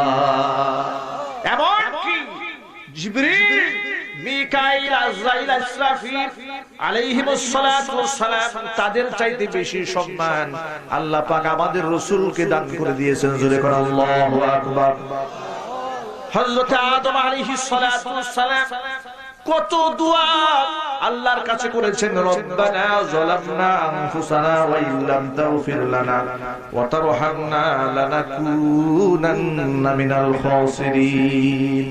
আল্লাহ তাআলা, আয় আমার রব, আমি আমার নিজের প্রতি জুলুম করেছি, তুমি যদি আমার প্রতি রহম না করো, আমাকে ক্ষমা না করো, তাহলে আমি ক্ষতিগ্রস্তদের অন্তর্ভুক্ত হয়ে যাবো। এভাবে কেঁদেছেন। অনেক দুয়ার ভেতরে মুস্তাদরাক হাকিমের ভিতরে একটি দোয়া পাওয়া যায়। হযরত আদম আলাইহিস সালাতু ওয়াস সালাম আল্লাহর কাছে সর্বশেষ এই কথা বলে দোয়া করেছিলেন, আল্লাহুম্মা ইন্নী আসআলুকা বিহাক্কি মুহাম্মাদিন সাল্লাল্লাহু আলাইহি ওয়াসাল্লাম আলাইহি। আয় আল্লাহ তাআলা, মুহাম্মদ সাল্লাল্লাহু আলাইহি ওয়াসাল্লামের যে হক রয়েছে তোমার উপরে, সেই ওসিলায় আমি তোমার কাছে মাফ চাই, আমাকে মাফ করে দাও।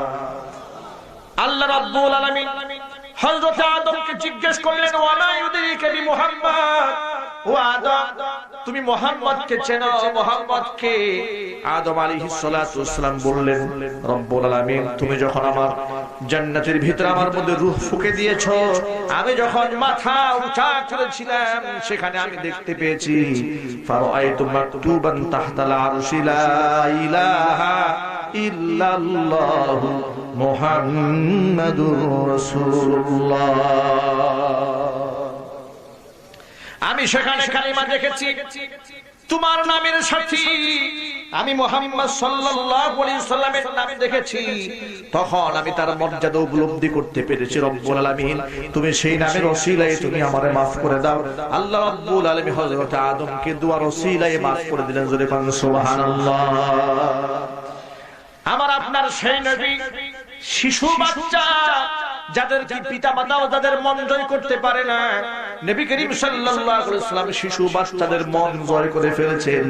নবীজি যখন রাস্তা দিয়ে হেঁটে যেতেন, ছোট বাচ্চারা খেলাধুলা বন্ধ করে দৌড়ায় এসে আমার রাসূলকে জড়ায় ধরতো।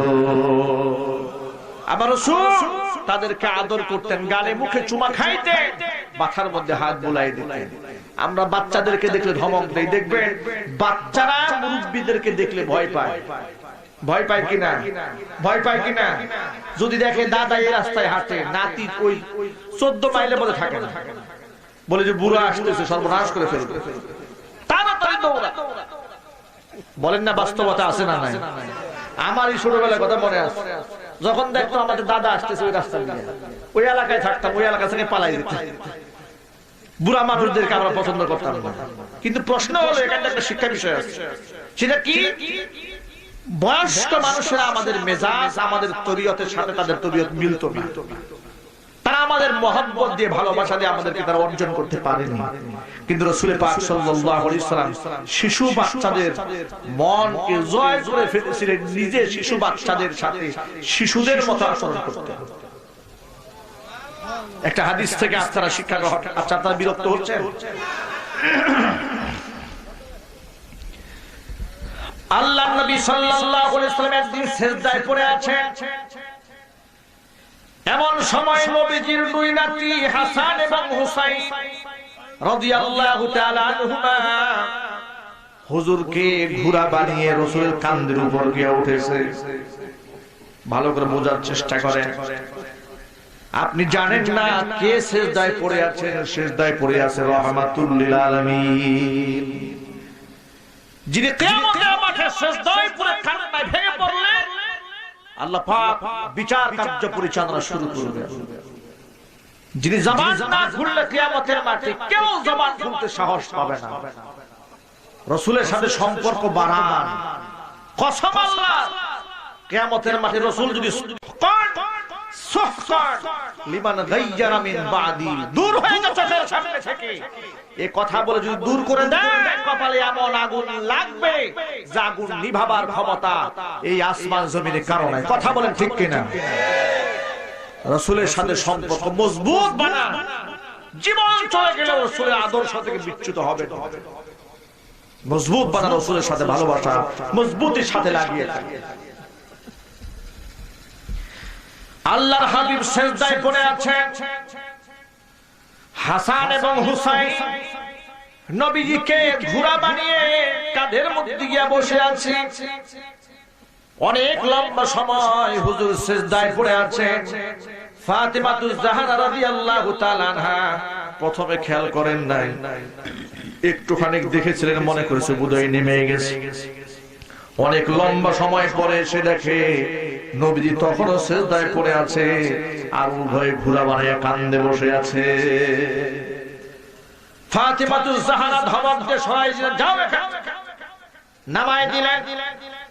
আল্লাহর নবী নামাজ শেষ করে সিজদা থেকে মাথা উঠিয়ে ফাতেমাকে ডাক দিয়ে বলে, ফাতেমা, বাচ্চাদেরকে ধমক দিলা কেন? বাচ্চাদেরকে ধমক দিলা কেন? ফাতেমা বলে, আব্বাজান, এত সময় আপনি সিজদায় পড়ে আছেন, এই শিশু বাচ্চারা বুঝে না বলে আপনাকে তারা কষ্ট দিচ্ছিল। আল্লাহর নবী বলেন, ফাতেমা, কে বলেছে আমি কষ্ট পাচ্ছিলাম? তুমি জানো না এই শিশু বাচ্চারা আমাকে ঘোড়া বানিয়ে মজা পাচ্ছিল, আর আমি মজা পাচ্ছিলাম আমার মনিবের সামনে লম্বা সময় সিজদায় পড়ে থেকে। আমি মজা পাচ্ছিলাম সিজদার ভেতরে, শিশু বাচ্চারা মজা পাচ্ছিল আমাকে ঘোড়া বানিয়ে। খবরদার ফাতেমা, শিশু বাচ্চাদেরকে কখনো তুমি ধমক দিবা না। এই হাদিস থেকে শিক্ষা নেওয়া দরকার প্রত্যেকটা মা বাবা। বর্তমান সমাজে দেখবেন ছোট্ট 2 বছর 3 বছর 4 বছর হতে না হতেই বাপ মা ওই সন্তানের কাঁধের উপরে এতগুলা বই ঝুলাই দিয়া সকাল বেলা স্কুলে পাঠায়া দেয়, ঠিক কিনা? 4 বছর বয়সের ছেলেকে নার্সারিতে প্লে টেনে ভর্তি করেছে। এই 4 বছর বয়সটা কি তার লেখাপড়ার বয়স? জবাবটা কিন্তু আপনারা দিলেন না। 4 বছরের একটা শিশু বাচ্চার কি লেখাপড়ার বয়স? না, তার লেখাপড়ার বয়স না, সেটা তো আনন্দ করার বয়স, পিতা মাতার সৌহার্দ্যতা, ভালোবাসা, মহাব্বত পাওয়ার বয়স। আর আপনি 4 বছর বয়সে লাঠি নিয়ে বসছে। বাবা, কত দায়িত্বশীল! সকালবেলা আগে ফুরকানিয়া মাদ্রাসায় পাঠাতো বাপ মা, এখন তো ফুরকানিয়া নাই, কেজি স্কুল শুরু হয়ে গেছে। স্কুলের গুরুত্ব এত বেশি, সন্তান যাক আর না যাক মা ঠিকই আসবে। যদিও এই ফেতনা বোধ হয় মুরাদনগরে এখন আসে না।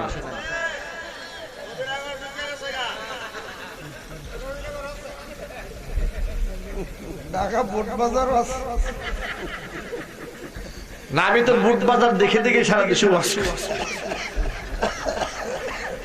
বন্ধুগণ, একটা বিষয় লক্ষ্য রাখেন, ছোট্টবেলায় আমাদের তো খুব একটা বয়স হয় না, আমাদের বয়স এখন 31 চলে, তো সেই হিসেবে বেশি দিন আগের কথাও না, আজ থেকে 25 বছর 23-24 বছর আগের কথা, যখন আমাদের বয়স 5, 6, 7 বছর ছিল, সে সময়ের কথা। বক্তব্যে যেটা অনেক ছোট, তখন আমরা মক্তব থেকে আসার পরে দেখতাম আমাদের মা, আমাদের চাচি, পাড়া প্রতিবেশী দাদি জুলে জুলে জুলে জুলে গুনগুন আমাদের কোরআন শরীফ পড়তেছে। এই দৃশ্যগুলো আপনারাও দেখেছেন, আমাদের চাইতে বেশি আপনারা দেখছেন। কিন্তু এখন একটা বুকে হাত দিয়ে বলতে পারবেন যে সকালবেলা ফজরের আজান হয়ে যাওয়ার পর, নামাজ হওয়ার পরে এখন ঘর থেকে গুনগুন আওয়াজে কোরআন শরীফ পড়ার শব্দ পাওয়া যায়? আর যদি কোনো পাওয়া যায় না, পাওয়া যায়, সব শেষ হয়ে গেছে। তবে একটা জিনিস পাওয়া যায়, ভোরবেলা দেখা যায় মা খুব সুন্দর করে সেজে গুজে ছেলেকে কিন্ডারগার্টেনে নিয়ে যাওয়ার জন্য মা খুব সুন্দর করে সেজে গুজে বের হয়ে গেছে। সাত সকালে এক এক দিন এক এক জামা, এক এক দিন এক একটা হিজাব, এক এক দিন এক একটা পর্দা, এক এক দিন এক একটা বুরকা, এগুলা পরে পরে উনি হাজিরা দেয় কোথায়? কিন্ডার গার্ডেনে। এই কিন্ডার গার্ডেনে আপনার হাজিরা দিতে গিয়া সেখানে বান্ধবীদের সাথে পরিচয় হয়, মাঝে মাঝে কিছু বন্ধুর সাথেও পরিচয় হয়। কথা কোন ঠিক কিনা? এরপর কিছুদিন পরে শোনা যায় সৌদি আরবে স্বামী থাকতো প্রবাসে, আর বউ সকালবেলা কিন্ডার গার্ডেন ডিউটি করতে যাইতো। 2 বছর পরে আর তাকে খুঁজে পাওয়া যাচ্ছে না। কত রেকর্ড শোনা যায় এগুলো। ভাইরা, ইসলামের মধ্যে আছে শান্তি, এর মধ্যে আছে সম্মান, এর মধ্যে রয়েছে চারিত্রিকতা, এর মধ্যে আছে নীতি এবং নৈতিকতা, এর মধ্যে রয়েছে সমাজের শৃঙ্খলা। জোরে কোন কথা ঠিক কিনা? আমার মা বোনদেরকে বলি, ও মা বোনেরা আমার, সকালবেলা কোরআন পড়ার অভ্যাস নতুন করে চালু করুন এবং সন্তানদেরকে মাদ্রাসায় মক্তবে পাঠায় দেন। ফুরকানিয়া মসজিদ এলাকায় আছে না, ফুরকানিয়া মক্তব চালু করে দেন। প্রতিদিন সকালবেলা বাচ্চাদেরকে 1 ঘন্টা করে আপনারা পড়ান। মুয়াজ্জিন সাহেব, ইমাম সাহেব, আপনারা সময় দেন। এই ফুরকানিয়া মাদ্রাসার ফাউন্ডেশন যে কত মজবুত আপনি কল্পনা করতে পারবেন। আপনি হয়তো ধারণা করতে পারেন, হুজুর 1 ঘন্টা সময় দিলে আমার কি শিখলে? না, 1 ঘন্টার ভেতরে আপনি তার জীবনের ফাউন্ডেশন গেড়ে দিতে পারেন। সুবহানাল্লাহ। 1 ঘন্টার ভেতরে আপনি তার ফাউন্ডেশন গেড়ে দিতে পারেন।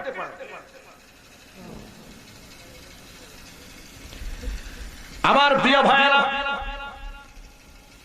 আল্লাহর নবী সাল্লাল্লাহু আলাইহি সাল্লাম বলেন 7 বছর বয়স হওয়ার আগে নামাজের তালকিন দেওয়ার কথাও নবীজি হাদিসের মধ্যে বলেন নাই।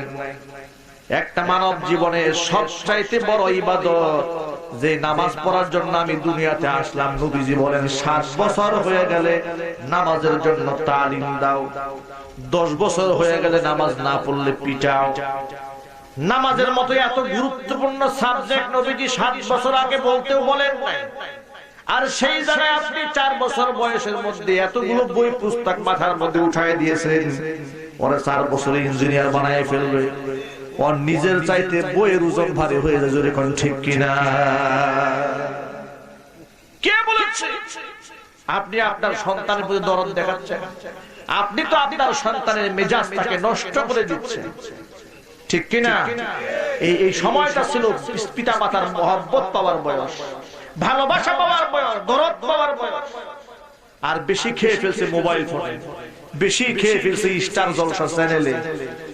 এগুলা যদি ওই এলাকার মধ্যে, গ্রামে এখনো আসে না, এগুলা গ্রামে এগুলো চলে আসছে এখানে। সুবহানাল্লাহ, সুবহানাল্লাহ। চেয়ারম্যান সাহেব আইন করে দিবেন যে চ্যানেলের মধ্যে শুধু ওয়াজ মাহফিল চলবে, কোরআন তেলাওয়াত চলবে। কথা কোন ঠিক কিনা? চেয়ারম্যান সাহেব যদি অ্যাকটিভ হয়, হবে না? যদি বলেন হবে না, আল্লাহ পাক যেন তৌফিক দান করেন। আবার চেয়ারম্যান সাহেবের বিরুদ্ধে ফতোয়া দিয়েন না। আমি আমার গাজীপুরে মেয়র সাহেবকে একবার বলেছিলাম নির্বাচনের আগে যে আমাদের জাহাঙ্গীর ভাই যদি পাস করেন, এলাকার মধ্যে হোটেল যা আছে সব বন্ধ করে দিবেন। জাহাঙ্গীর ভাই দাঁড়িয়ে বলেছিলেন, হুজুর আবেদন তো আপনি করলেন, কিন্তু 2 দিন পরে আমার বিরুদ্ধে আন্দোলন শুরু হয়েছে। মানে বিষয়টা এরকম, নীতি এবং নৈতিকতার ক্ষেত্রে প্রত্যেকটা মানুষকে সাপোর্ট দিতে হবে, এগিয়ে আসতে হবে। সমাজের অবক্ষয়কে রোধ করার জন্য, নীতি নৈতিকতাকে বজায় রাখার জন্য, ধ্বংসের পথে চলে যাওয়া সমাজটার হাল আবার নতুন করে ধোয়ার জন্য প্রত্যেকটা মানুষকে ভূমিকা রাখতে হবে। আমার মা বোনেরা, যুবক ভাইয়েরা আমার এবার লক্ষ্য করেন, মোবাইল ফোনে কিভাবে ধ্বংস করেছিল সন্তানকে লক্ষ্য করেন। টেলিভিশনে কিভাবে ধ্বংস করে দিয়েছে। সারা দিন বাবা মোবাইল ফোন নিয়ে এত ব্যস্ত, ছোট্ট বাচ্চা বয়স মাত্র 3 বছর 4 বছর, বলে বাবা, বলে হুম হুম হুম, মানে বাচ্চার দিকে তাকানোর সময় নেই বাবা। কথা কোন ঠিক কিনা? মা সিনেমা দেখতেছে, সিরিয়াল দেখতেছে, এদিকে ছোট বাচ্চা বাচ্চা, মা মা এই দাঁড়া দাঁড়া দাঁড়া দাঁড়া, এই তো শেষ হয়ে যাচ্ছে। সারাদিন স্বামী ক্লান্ত পরিশ্রান্ত হয়ে বাহিরে কাজ করে বাড়িতে আসছে। আসার পর উচিত ছিল দরজাটা খুলে স্বামীকে সালাম দিয়ে ব্যাগটা হাতে থেকে নেওয়া, স্বামীর জন্য এক গ্লাস পানি এগিয়ে দেওয়া, পবিত্র হবে, ওযু করবে, গোসল করবে, টাওয়েলটা এগিয়ে দেবে, এটা ছিল স্ত্রীর নৈতিক দায়িত্ব এবং কর্তব্য। কথা বলেন ঠিক কিনা? কিন্তু রাত 9টা বাজে, 7টা বাজে বাড়িতে এসেছে, স্ত্রীর সিরিয়াল দেখায় এত ব্যস্ত। স্বামীর বলে, তুমি আধা ঘন্টা ড্রয়িং রুমে বসে হাওয়া খাওয়া, আমি সিরিয়ালটা শেষ করে আসি। কথা বলেন ঠিক কিনা? এর মানেটা কি? এর মানে হলো এই টেলিভিশনে আর এই মিডিয়া স্ত্রীকে স্বামী ভালোবাসা পাওয়া থেকে বঞ্চিত করে দিয়েছে, স্বামীকে স্ত্রী ভালোবাসা পাওয়া থেকে বঞ্চিত করে দিয়েছে, মহব্বত থেকে বঞ্চিত করে দিল। অনুরূপ ভাবে ছোট্ট ছোট্ট মাসুম বাচ্চারা পর্যন্ত পিতা মাতার স্নেহ থেকে বঞ্চিত হয়ে গেল। যার কারণে সমাজের মধ্যে আমরা হাজারো ওয়াজ করি, কিন্তু রহমত আসে না, বরকত আসে না, মহব্বত আসে না, সংসারের মধ্যে শান্তি আসে না। কয়েকদিন পরে পরে শোনা যায় স্বামী স্ত্রী ঝগড়া লেগে তালাক হয়ে গেছে, 3 তালাক হয়ে গেছে। তালাক হয়ে যাওয়ার পরে কান্নাকাটি শুরু হয়ে যায়, ফতুয়ার জন্য দৌড়াদৌড়ি, অমুক ইমাম সাহেবের কাছে ফতুয়া, অমুক ইমাম সাহেবের কাছে ফতুয়া, সব জায়গায় ফতুয়া যখন নিয়ে গেল 3 তালাক হয়ে গেছে, আর কাজ হবে না, বলে ফতুয়ার গোষ্ঠী গিলা তাড়াতাড়ি তওবা কর, নিজেরাই বিয়ে পড়াই নেই। কথা কোন ঠিক কিনা? একটা পর্যায়ে গিয়ে আর ফতুয়া ধার না, আগে পক্ষে ফতুয়া খুঁজে। আমার কাছে যে কত ফোন আসে এই তালাক সংক্রান্ত, বিবাহ বিচ্ছেদের ফতুয়া যে কত আসে আমার কাছে। 3 তালাক দেওয়ার পরে কয়েকদিন আগে এক মহিলা বলছে, হুজুর আমার 3-4টা ছেলে মেয়ে, আমার স্বামী আমাকে 3 তালাক দিয়ে ফেলছে, এখন আমি কি করবো, এই উপায়টা কি? এখন আপনারাই বলেন, 3 তালাক যখন হয়ে যায় শরীয়তে, এই স্ত্রীকে রাখার কোনো সুযোগ থাকে? আরো জোরে বলেন, থাকে? হ্যাঁ, 1 তালাক দিলে থাকে, 2 তালাক দিলে থাকে, কিন্তু 3 তালাক হয়ে গেলে আর উপায় থাকে না, কান্নাকাটি শুরু করে দেয়। এই যে অশান্তি সংসারের মধ্যে জ্বলছে, তার কারণ আমরা সকলে আমাদের নিজেদের দায়িত্ব সম্পর্কে আমরা গাফিল হয়ে গেছি। আমার প্রিয় ভাইরা, এই জন্য আমি যদি আমার রাসূলকে দেখে দেখে পথ চলতে পারি, আমার নবী আমার জন্য আদর্শ। কথা কোন ঠিক কিনা? আমার নবী আমার জন্য আদর্শ। মা আয়েশা রাদিয়াল্লাহু তাআলা আনহা বলেন, হুজুরের সাথে একসাথে খানা খেতে বসেছি, আমি গ্লাসের যে জায়গায় ঠোঁট লাগিয়ে পানি পান করেছি, আমার নবীজি সেই জায়গায় ঠোঁট লাগিয়ে পানি পান করেছে। নবীজি দেখায় দেন স্ত্রীকে কেমনে মহব্বত করতে হয়, ভালোবাসতে হয়।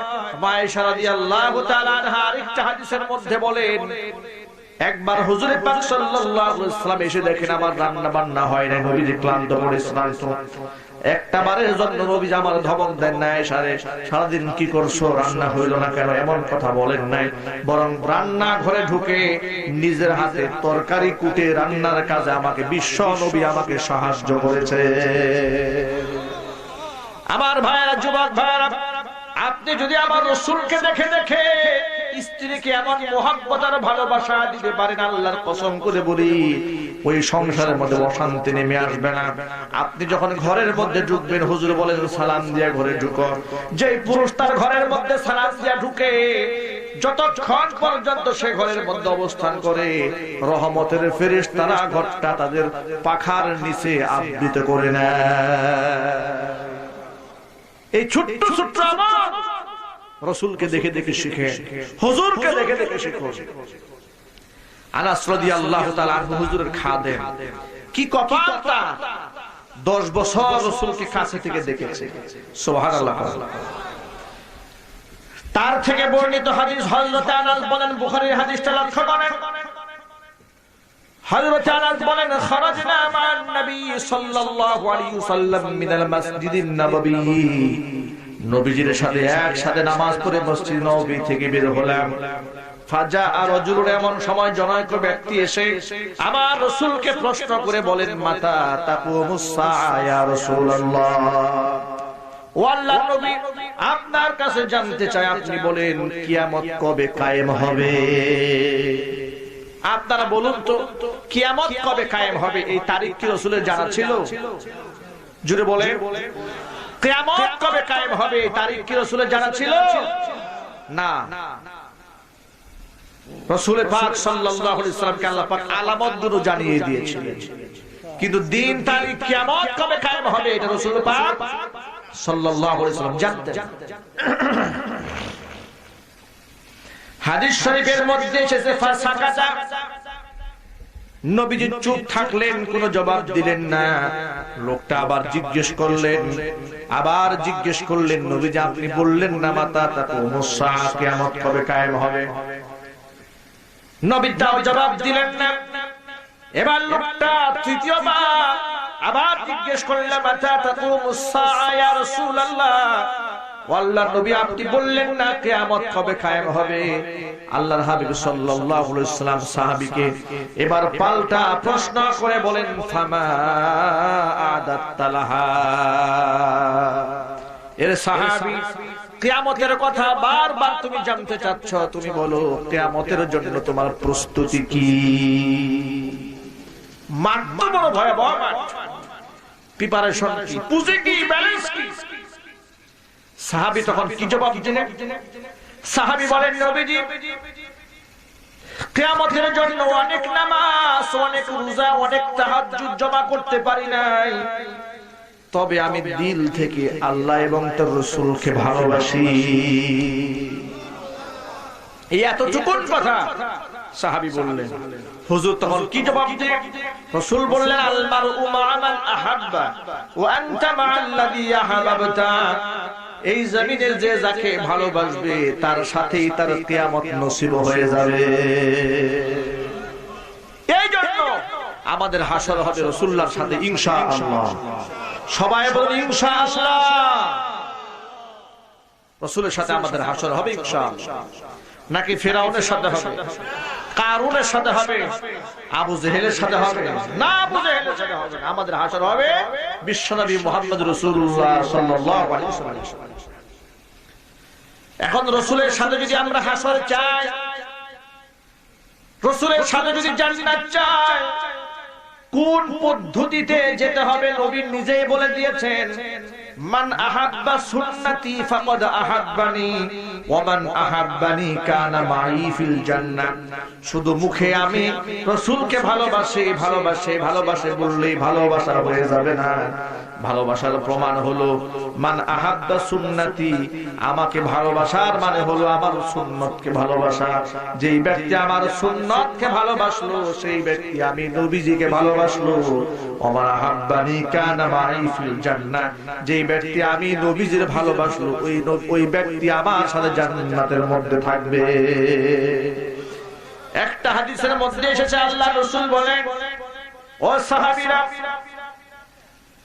আজকের এই সময় তোমরা আমাকে দেখে দেখে আমল করো। একটা সময় আসবে জমিনের মধ্যে আমি থাকবো না, সেই সময় যদি ওই সময়টার মধ্যে আমার উম্মত যখন চরম ফাসাদের সময় আমার একটা সুন্নতকে আঁকড়ে ধরে রাখবে, তখন তোমাদের 50 জন সাহাবী মিললে আমল করলে যে সওয়াব হতো, বান্দার আমল নামায় আল্লাহ রাব্বুল আলামিন সেই সওয়াব লিখে দিবে। যুবক ভাইরা, আজকের পর থেকে, আজকে অন্তপক্ষে জীবনে যা হয়েছে আমরা আজকে তওবা করে নেব ইনশাআল্লাহ। আমরা বলি ইনশাআল্লাহ। আজকের পর থেকে যতগুলো কাজ হবে সব নবীর তরিকা অনুযায়ী হবে ইনশাআল্লাহ। খানা খেতে বসবো, 2 হাত ধৌত করে রাসূলের তরিকা অনুযায়ী বসবো। খাবার খাবো ডান হাতে, পানি পান করবো ডান হাতে, 3 শ্বাসে পানি পান করবো, বসে পানি পান করবো, আর দাঁড়িয়ে দাঁড়িয়ে পেশাব করবো। কথা বলেন না কেন? দাঁড়িয়ে দাঁড়িয়ে যুবকেরা কি বলে জানেন? দাঁড়িয়ে দাঁড়িয়ে পেশাব করে, পানিও নেয়। নামাজের সময় ইমাম সাহেবের সাথে দেখা হয়, ইমাম সাহেব বলে, যুবক চলো নামাজ পড়ে আসি। বলে, হুজুর আপনি নামাজটা পড়ে আসেন, আমার প্যান্টটা ভালো না। কথা বলেন ঠিক কিনা? এই কথা যুবকেরা বলে কিনা? বলে। আমি ওই সমস্ত যুবক ভাইদেরকে বলি, ও যুবক ভাইরা আমার, আমি আপনার বয়স, আমার বয়স যখন মাত্র 1 মাস ছিল, 1.5 মাস ছিল, যত শীতের রাত হোক না কেন আমার মা আপনার মা যখন দেখেছে আমরা পেশাব করে দিয়েছি, নাপাকা হালাতে নাপাক কাপড়ের মধ্যে আমাদেরকে রেখে দেন নাই,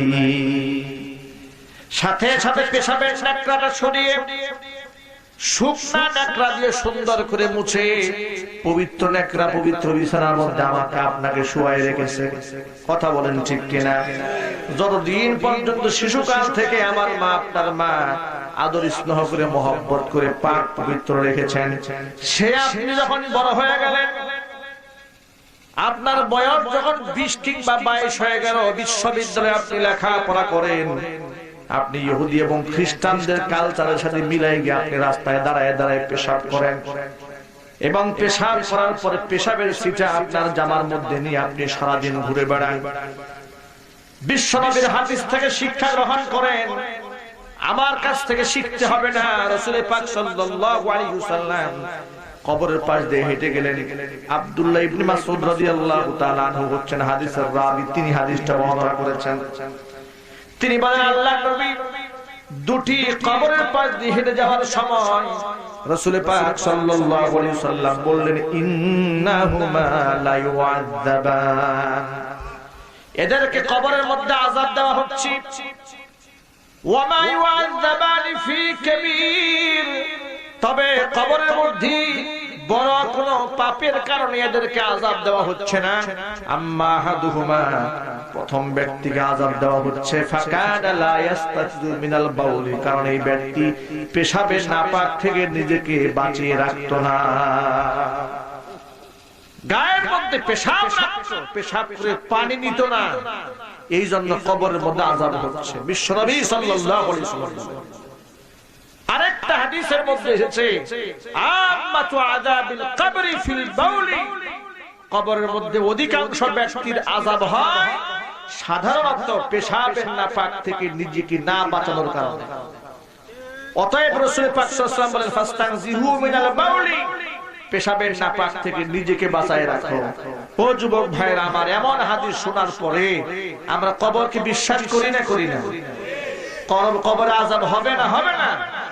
বিশ্বাস যদি অন্তর থেকে করে থাকি, আজকে কি এই মাহফিল থেকে ওয়াদা করতে পারেন জীবনে কখনো পেশাব করে পানি ছাড়া কিংবা কুলুপ ছাড়া আমরা কখনো উঠবো না? ওয়াদা করতে পারেন ইনশাআল্লাহ?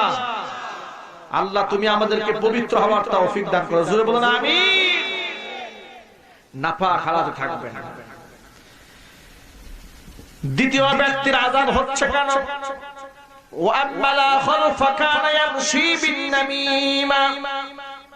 দ্বিতীয় ব্যক্তির কবরের মধ্যে আযাব হচ্ছে তার কারণ তার একটা বাজে অভ্যাস ছিল, সেটা হলো কুটনামি করা। সমাজের মধ্যে কিছু লোক আছে দেখবেন, একজনের কথা আরেকজনের কানের মধ্যে গিয়ে লাগায় দেয়, আবার তার কথা আরেকজনের কানের মধ্যে গিয়ে লাগায়। এমন বাজে স্বভাবের লোক সমাজে আছে না নাই? ও সে জানে এই কথাটা বললে তাদের মাঝে ঝগড়া লাগবে, দূরত্ব সৃষ্টি হবে, ফাটল সৃষ্টি হবে। জানার পরেও একজনের কুটনামি আরেকজনের কাছে গিয়ে বলে, একজনের বদনাম আরেকজনের কাছে গিয়ে বলে। চায়ের দোকানগুলা গীবতের আড্ডাখানায় পরিণত হয়েছে, ঠিক কিনা জোরে বলেন? চায়ের দোকান কিসের আড্ডাখানা? গীবত এবং চুগলখুরির আড্ডাখানায় পরিণত হয়েছে। এমনকি মসজিদ পর্যন্ত, আজকাল মসজিদও খালি নাই, মসজিদে গিয়ে বসে গীবত শিকায়েত পরনিন্দা। এমনকি আমার দুঃখ লাগে তখন যখন দেখি সাধারণ মানুষ তো এগুলা করেই, সাথে সাথে কিছু কিছু উলামায়ে কেরাম দাড়ি টুপিওয়ালারাও এই তালে তাল নিয়ে একজনের বদনাম আরেকজনের কাছে, আরেকজনের বদনাম আরেকজনের কাছে। ইমাম সাহেবের সাথে মুয়াজ্জিন সাহেবের মিল নাই, মুয়াজ্জিন সাহেবের সাথে ইমাম সাহেবের মিল নাই। কথা কোন ঠিক কিনা? এক হুজুর আরেক হুজুরে দেখতে পারে, মানে কতটা অধঃপতন আমাদের হয়েছে, সামাজিক অবক্ষয় হয়েছে। আমি অবাক হই কিছু কিছু ভিডিও যখন অনলাইনে আমি দেখি। আমি তো সাধারণত আলহামদুলিল্লাহ, এটা আমার তবিয়ত, আমি বিতর্কিত কথা বয়ানের মধ্যে আমি বলি না, কোরআন সুন্নাহর কথা বলে যাই, এর মধ্যে মানুষের হেদায়েত আছে। আমি সব সময় চেষ্টা করি ঐক্যের কথা বলা, সমাজের মানুষ বিভক্ত হয়ে যাক এমন কথা আলহামদুলিল্লাহ আমি কখনো মাহফিলের মধ্যে বলি না, কারণ এটা বলা ঠিক নয়। সামান্য সুন্নত মুস্তাহাবের ঝগড়া যদি আমি স্টেজে করি, নফল নামাজের ঝগড়া যদি আমি স্টেজে করি কি মোহাব্বত বাড়বে নাকি মোহাব্বত নষ্ট হবে? অতটা আপনি চিন্তা করে আমি একটা সুন্নতের কথা বলতে গিয়ে ফরজ নষ্ট করলাম। কথা বলেন ঠিক কিনা? হাদিস শরীফের মধ্যে এসেছে মা তাবি মুহাদ্দিসিন কওমান লা তাখুযুহুম উকুলুহুম, তুমি হাদিস পাইলে আর বর্ণনা করলে শুরু করলা, এটা আকলমানদের কাজ না। সব হাদিস সব জায়গায় বলা যায় না। এমন পরিবেশে যদি এমন হাদিস আপনি বলেন যে হাদিসটা বুঝার মতো যোগ্যতা সব মানুষের নাই, তাহলে এই হাদিস সেই পরিবেশে বলা জায়েজ নাই। কথা বলেন না ঠিক কিনা? ইল্লা কানা লিবাদিহিম ফিতনাতান, মানে আরেকটা মানুষের জন্য ফিতনার কারণ হয়ে যাবে। সব হাদিস সব পরিবেশে বলা যাবে না। আর সমাজের মধ্যে কিছু আলেমী আবিষ্কার হয়েছে, স্টেজে বসে গালিগালা শুরু করে দেয়। আসে না নাই জোরে বলেন? মানে সে বয়ান করতে বসেছে, সেনা ভাই ভাই মহব্বতের কথা বলবে, সেনা বলবে না। দ্বন্দ্ব মিটায় দেওয়ার কথা বলবে, বলবে না। সে কিভাবে এই দ্বন্দ্ব আরো বাড়ায় দেওয়া যায়, ভাই ভাই দূরত্ব আরো সৃষ্টি করা যায়, এরা বেদাতি, এরা কাফের, এরা ফাসিক, ওরা জাহান্নামী, ওরা দুজকি বানাইতে বানাইতে এমন একটা অবস্থা মনে হয় আসমান থেকে ও জান্নাতের ঠিকাদারি নিয়ে আসে। কথা বলেন ঠিক কিনা? আচ্ছা, ও যে এত মানুষকে দুজকে পাঠাইতেছে, ওর বেহেশতের গ্যারান্টি দিল কোন শয়তান? কথা বলেন আপনারা? ও যে এত মানুষকে দুজকে পাঠাইতেছে স্টেজে বসে বসে মাইক পাওয়াতে, মাইক পাইলো মুশরিক বানাই দিল, মাইক পাইলো এর বিপক্ষ মতাদর্শের লোকদেরকে সব দুজকে পাঠাই দিচ্ছে। এতগুলা দুজকে পাঠাই দেওয়ার পরে এখন আপনি যে বেহেশতের দারওয়ানি পাইলেন, এই সার্টিফিকেটটা দিছে কি? এই বিভ্রান্তি সমাজের মধ্যে আছে না নাই? আপনারা কি বিভ্রান্ত রাখবেন না বিভ্রান্ত মিটাই ফেলবেন? আল্লাহ পাক তৌফিক দান করেন। আমি সংক্ষিপ্ত আকারে একটা আয়াত বলে আমি বক্তৃতার শেষ দিকে নিয়ে আসতেছি ইনশাআল্লাহ। প্রচন্ড শীতের রাত লম্বা করব। একটা কথা মনে রাখেন, ঘরের মধ্যে 5টা সন্তান থাকলে 5 জনের মেজাজ কি একরকম থাকে? আরো আসতে বলেন।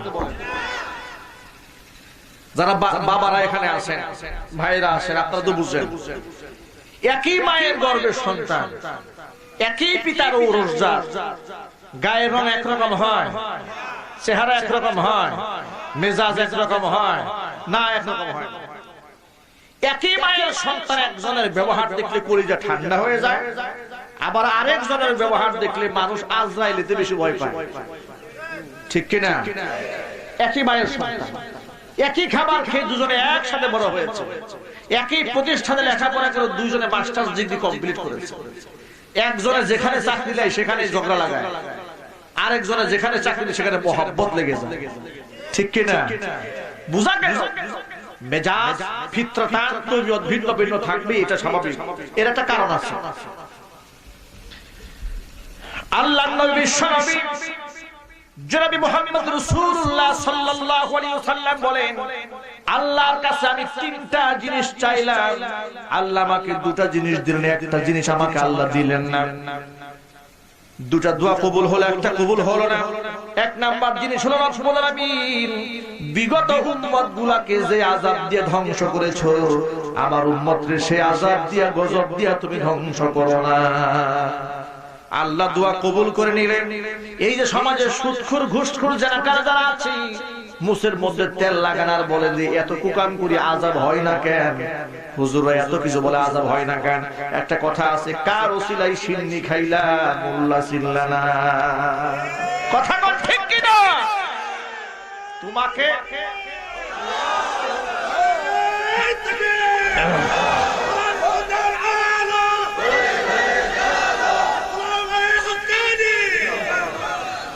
কারণ হলো আমার নবীর দুয়ার কারণে তুমি বেঁচে গেছো। আমার নবী যদি দোয়া না করতেন, তুমি সুদখোর, তোমার চেহারা বিকৃত হয়ে যেত, তুমি জিনাকার, তোমার চেহারা বিকৃত হয়ে যেত, তুমি মিথ্যাবাদী, মানুষের সামনে তুমি বেইজ্জতি হতে। কিন্তু আমার নবী আল্লাহর কাছে দোয়া করেছে, রব্বুল আলামিন বিগত উম্মতগুলোকে যেমন গজব দিয়ে ধ্বংস করে দিয়েছো, আমার উম্মতকে গজব দিয়ে ধ্বংস করো না। আল্লাহ রব্বুল আলামিন এই দোয়া আমার কবুল করে নিলেন। আমি আল্লাহর কাছে দোয়া করলাম, রব্বুল আমিন শত্রুপক্ষ বেঈমান যারা আমাদের উপর, তাদেরকে গায়েব করে দিও না। আল্লাহ দোয়া কবুল করে নিলেন। আমি 3 নাম্বার দোয়া করলাম, রব্বুল আলামিন আমাদের মধ্যে যত মতবিরোধ আছে, ইখতিলাফ আছে, ইখতিলাফগুলো দূর করে দাও। আল্লাহ পাক দোয়া কবুল করলেন না। এর মানে মতবিরোধ থাকবে, মতবিরোধ থাকবে, কিন্তু কোরআন এবং সুন্নাহর আয়াত, কোরআন এবং সুন্নাহর ভিত্তিতে, হাদিসের সহিহ হাদিসের ভিত্তিতে যদি ইখতিলাফ হয়, যদি ফরজ ওয়াজিব নষ্ট না হয়, সামান্য সুন্নতের ইখতিলাফ হয়, মুস্তাহাবের ইখতিলাফ হয়, এটা হতেই পারে। যদি উভয় পক্ষের দলিল সঠিক থাকে, তাহলে আপনি দলিল মানেন আর না মানেন, উভয়টাকে শ্রদ্ধার সাথে দেখতে হবে। এই জন্য যেহেতু উভয় পক্ষের রাসূলের হাদিস আছে। কথা কি বুঝাতে পেরেছি? যেমন এক্সাম্পল বলি, আমিন জোরে হবে নাকি আসতে হবে? উভয় পক্ষে হাদিস আছে, সহিহ হাদিস আছে। আমিন আসতেও বলা যেতে পারে, জোরে বলাও যেতে পারে। মাযহাবী অনুসরণ যারা করেন, আবু হানিফা রাহমাতুল্লাহি আলাইহির কোরআন সুন্নাহর ফতোয়া আমরা যারা মানি, তারা আমাদের পক্ষে আমরা বলি যে আস্তে আমিন বলা সুন্নাত। শাফিঈ রাহমাতুল্লাহি আলাইহির ইজতিহাদ হবে, তার যুক্তি মতে হাদিস অনুযায়ী আমিন জোরে বলা সুন্নাত। এই সামান্য ইখতিলাফ, কেউ আস্তে বলেছেন, কেউ জোরে বলেছেন। তাই বলে এই ইখতিলাফের ভিত্তিতে আপনারা বলতে পারবেন যে কোন ইমাম অপর ইমামকে বলেছে তার আকীদা ঠিক নাই? জোরে বলেন। সে বেদাতি, সে গুমরাহ, ও জাহান্নামী, সব আমি একা বুঝি, ওরা হাদিস বুঝে না, এরকম বলেছেন না। আমাদের মধ্যে সামান্য ইখতিলাফ নিয়ে দেখবেন ও আলেমই না, ও হলো জালেম, ও হলো মূর্খ, ও হলো দুজকি, আমি হলাম বেহেশতি। আছে কিনা জোরে বলেন? এটাই না একটা আলেমের শান।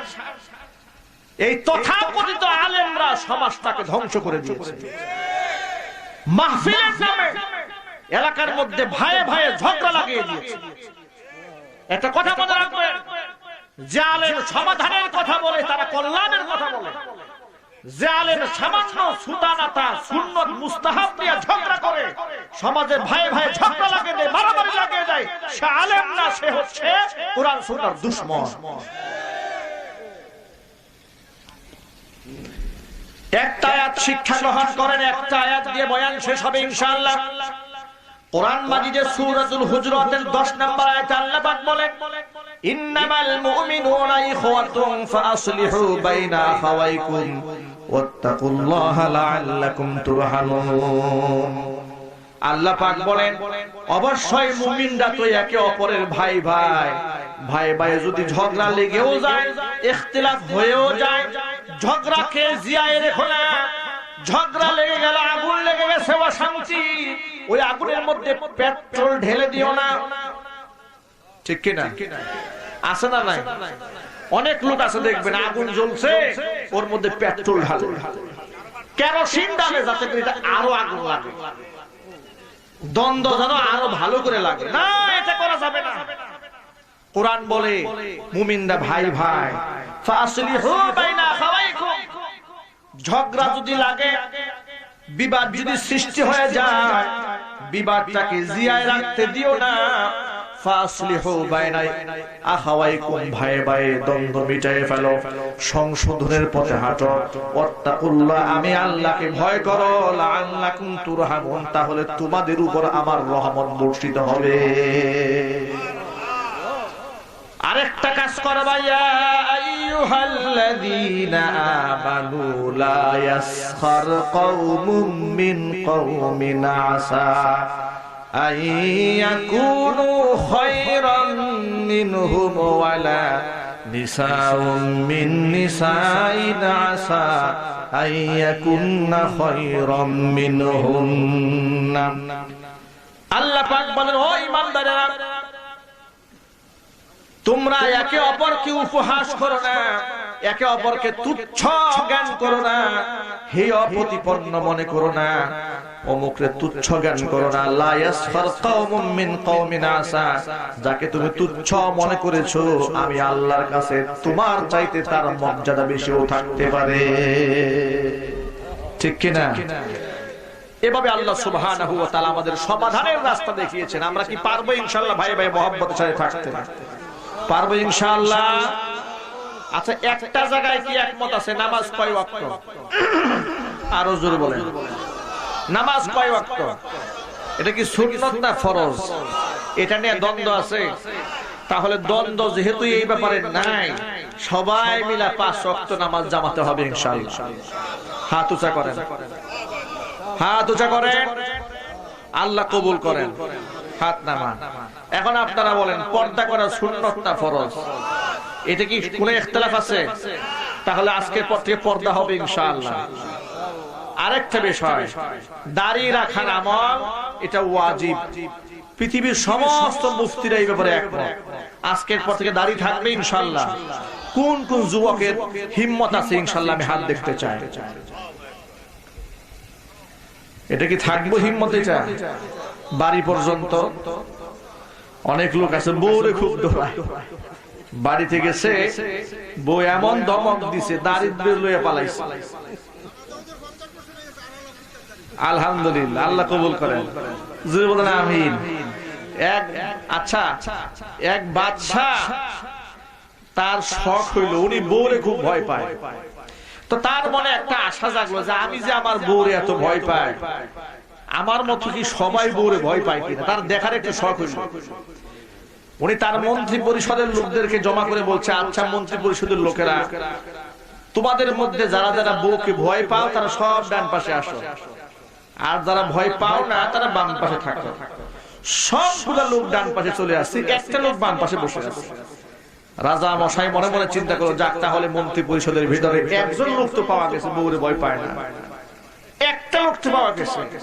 উনি দাঁড়ায় বলে, যাবো না, মেহেরবানি করে আমার শানে নজরুলটা আগে শুনেন, আগেই ফতোয়া দিয়ে না আমি বউরে ভয় পাই না। বলে তুমি সবাই তো গেল, তুমি তো যাও না? বলে হ্যাঁ আমি যাই না, আমার কারণটা শুনো। কি কারণে যাও না? আমি যখন ঘর থেকে বের হয়ে আসতেছিলাম, আমার বউ কান ধরে আমাকে বলে দিয়েছে, সবাই যেই দিকে যাও তুমি যদি সেই দিকে যাও তাহলে তোমার পিঠায় হাড্ডি ভেঙে দেবে। এই জন্য আমি ওই দিকে যাই নাই। এখন রাজা মশাই চিন্তা ভাবনা করে, সর্বনাশ, বউরে তো সবাই ভয় পায়। এখানে যারা আছেন এরকম লোক আছেন নাকি? আবার না, আসলে বউকে ভয় পাওয়ার উদ্দেশ্য হচ্ছে তার মহব্বতকে শ্রদ্ধা করা, তার আবেগকে মূল্যায়ন করা, তার পছন্দ অপছন্দকে টেক কেয়ার করা। এটা হচ্ছে মহব্বত, ভালোবাসা কোরআন সুন্নাহ দ্বারা বর্ণিত। তবে কোন ভালোবাসা যারা আমার শরীয়তের বিধান পালন করার ক্ষেত্রে আমাকে অন্তরায় সৃষ্টি না করে, সবার আগে মনে রাখতে হবে লা তাআতা লি মাখলুকিন ফি মাসিয়াতিল খালিক। সবার আগে সন্তুষ্ট করতে হবে আমার আল্লাহকে, আমার রাসূলকে, এরপরে মানুষকে। আল্লাহ রাসূলের সীমা লঙ্ঘন করে মানুষের খুশি করার কোনো সুযোগ নাই।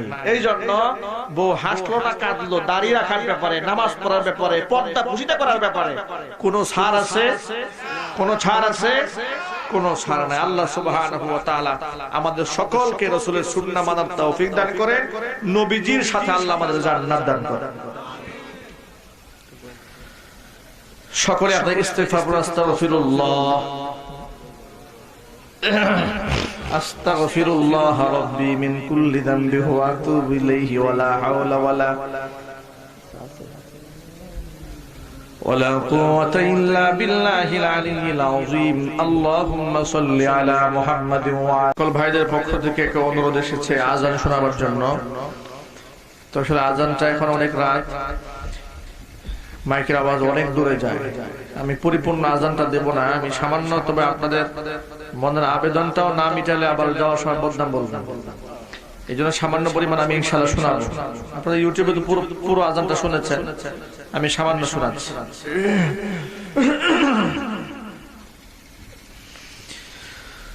আল্লাহু আকবার, আল্লাহু আকবার,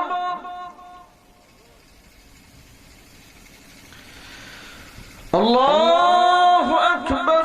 আল্লাহু আকবার। أشهد أن لا إله إلا الله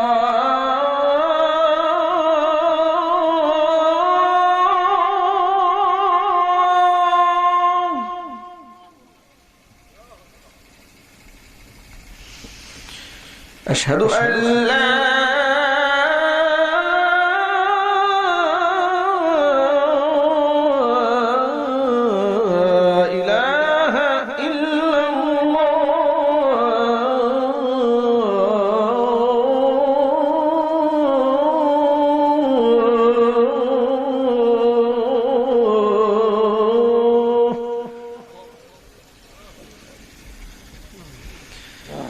أشهد أن محمدًا رسول الله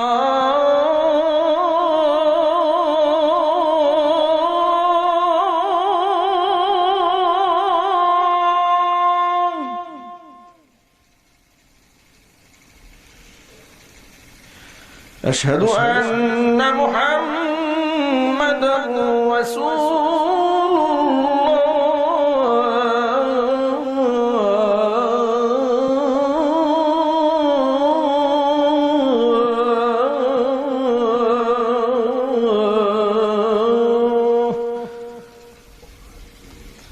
আল্লাহ পাক আযান এবং নামাজ সবকিছুর প্রতি মহব্বত আমাদেরকে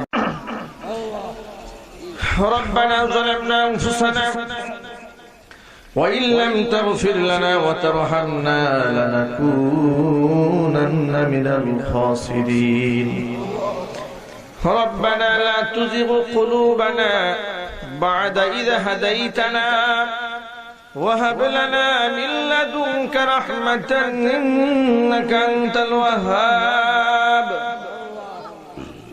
আল্লাহ তাআলা রহমতের নজর দিয়ে তাকায় দেখো গভীর রজনী প্রচন্ড শীতের ভিতরে কনকনে শীতের ভিতরে তোমার শত শত বান্দা বান্দীদেরকে সাথী নিয়ে বড় আশা নিয়ে তোমার শাহী দরবারে হাত দুখানা বাড়িয়ে দিয়েছি মেহেরবানি করে আলোচনার ভুল বিয়াদবি ক্ষমা করে সাবের হাদিয়াটুকু কবুল করে মঞ্জুর করে সোনার মদিনায় নবী পাকের রওজা মুবারক পৌঁছিয়ে দাও तमाम পৃথিবীর মাটির নিচে যত মুমিন মুমিনাত মুসলিমিন মুসলিমাত চিরবিদায় হয়ে চলে গেছেন আল্লাহ তাদের আরওয়াহের উপর সাবের হাদিয়াগুলি পৌঁছিয়ে দাও আমাদের মা বাপ যাদের দুনিয়ার জমিন থেকে চলে গেছেন মা বাবার কবরগুলোকে জান্নাতের টুকরায় পরিণত করে দাও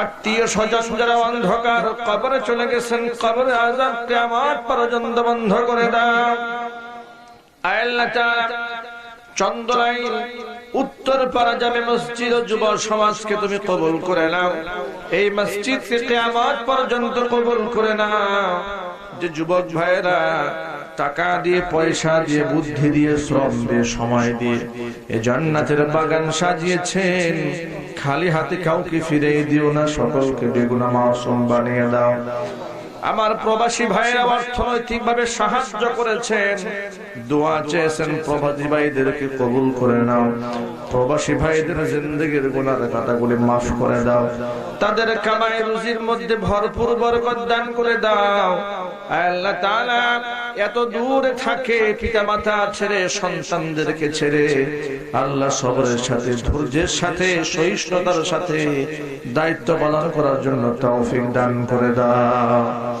আল্লাহ তাআলা আমাদের প্রত্যেকের ঘরে ঘরে 30 পারা কোরআনের হাফেজ তুমি উপহার দাও হাফেজ কোরআন আলেমের দ্বীন আমাদের সন্তানদেরকে তুমি বানাও আমার মা বোনেরা বয়ান শুনেছেন নিঃসন্তানী মাকে সন্তান দান করো স্বামী স্ত্রীর মধ্যে মহব্বত না থাকলে মহব্বত পয়দা করে দাও পিতামাতার অবাধ্য সন্তান যদি থাকে মেহেরবানি করে বাধ্যগত বানিয়ে দাও আমাদের মা বাবার কবরগুলোকে জান্নাতের টুকরা বানাও যাদের পিতামাতা বেঁচে আছেন হায়াতে তৈয়বা নসিব করে দাও আল্লাহ তাআলা আমাদের মধ্যে যারা অসুস্থ শিফায়ে কামিলা আজিলা দান করে দাও অনেক ভাইরা বোনেরা দোয়া চেয়েছেন, প্রত্যেকে দিলেন নেক বাসনাগুলি পূরণ করে দাও।